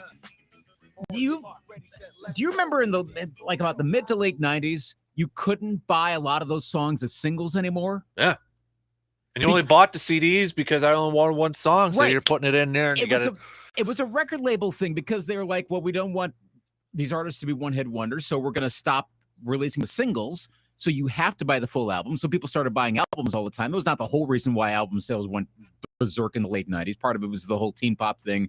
And, I mean, there was a lot of good stuff coming out, but that got really weird because then, like, you look at the Hot 100, it's supposed to be like, all right, these are the popular songs, but Billboard had a rule that you had to have a song out as a single. So there were all these really popular songs that weren't on the chart. That got strange. Like, I'm trying to think if Get Jiggy With It was one of those. It might have been one. I just know there was another song on there that I was okay with. Was that Miami? Welcome to Miami. Wasn't it on there? I think it was. Is that Big Willie style? Yeah. I really like Miami. I love the sample, the Whispers song. And the beat goes on. And then there came the Minnesota Viking version of We're Going to Miami. And that got played on the radio for like about 2 weeks. And then came that NFC Championship game. Never heard the song the same way again. That sucked. Yeah. That sucked. Hardcore. The weird one for me on that album was Just the Two of Us. But now, I don't know if my CD actually had the Men in Black song on there, because if that would have been the case, that would have been awesome. But although my first CD was Space Jam, my second one was the Men in Black soundtrack because I used to have that song memorized. What was on the Big Willie style album? Yep, Miami was on there. Yep. Getting Jiggy With It was on there. Just Two of Us, Big Willie style. Men in Black was the last track. That's what I thought. So I probably tacked on because it was a soundtrack song. Yeah. So. Just the Two of Us from Austin Powers 2. Mm-hmm. Yeah. Candy. Yeah. Gosh. I'm kind of liking that the Peyton's Places thing now. Yeah. We could go to my third grade classroom where I found out I was allergic to peanut butter. Nice. And it was like deathly bad. Mm. As good buddy Jordan has reminded me this morning. Sounds like a Halloween theme, like places where you almost died. It's funny you say that because our third grade, our teacher, Mr. Waller, actually like created it. Like Halloween was his favorite. We actually created our classroom was a big thing. We looked forward to it. It was like the thing. If you got Mr. Waller, you knew you were going to do this. The classroom was converted into a haunted house. So I remember that morning, like the door was shut. We couldn't get in there. And it was like locked. And he had worked like all night setting it up. It literally was the whole classroom where all of our desks were jam-packed in the middle of the classroom, screened off by curtains. And then when it was like Halloween, other classrooms would tour and go through our haunted classroom. I was nice. a werewolf. You were a werewolf. But no, we made log cabins with peanut butter, and yeah, I was allergic to peanut butter. Oh, that didn't go swelled up. Oh, I just remember like at recess, swelled up, eyes watering. Yeah, it was bad. Yep. So that's where it almost all stopped right here. Yep. So. Like I should go to the approximate spot in the parking lot outside Festival Foods where London Square Mall was, where the old Orange Julius was back in like 1981. Like it's where I was choking on a hot dog as a 3-year-old. My dad gave me the Heimlich maneuver sitting there. I still remember that. Yeah. I had like a very sour opinion of Orange Julius for a while. No longer, but But yeah, I could find the spot approximately. I was in London Square Mall enough. I still remember the layout. I can go to the spot in elementary school on the recess grounds where the name Dan Kasper was born. Ah, yeah. Right there. Prime time. Right there. Yeah. I could do that. Ooh, they should put a marker out there on that track. Plaque. A brick, a commemorative brick. Ooh, now we're talking. I wish I would have gotten a brick from the Easy Stop gas station before they tore it down. Yeah, see? Yeah. You snooze, you lose. Oh, by the way, lowest remaining tickets on the Cardinals schedule, the 2 Brewer games. Tickets as low as $4. Oh, is it at St. Louis or Milwaukee? I have Milwaukee. Oh, jeez. Okay. All right. Have a good day, all of you people not in the friend zone. We'll be back tomorrow. You're listening to the Dan Patrick Show on WAYY Eau Claire, W286CK Eau Claire, Sports Talk 105.1. You're out, you're about, but you want your Dan Patrick. Well, good news, he goes everywhere with you. If you missed the show, you can podcast it. If you want to see the show, just go to Peacock, and we stream it live every weekday. Watch past episodes, too. The Dan Patrick Show, available anywhere you are, any way you want it.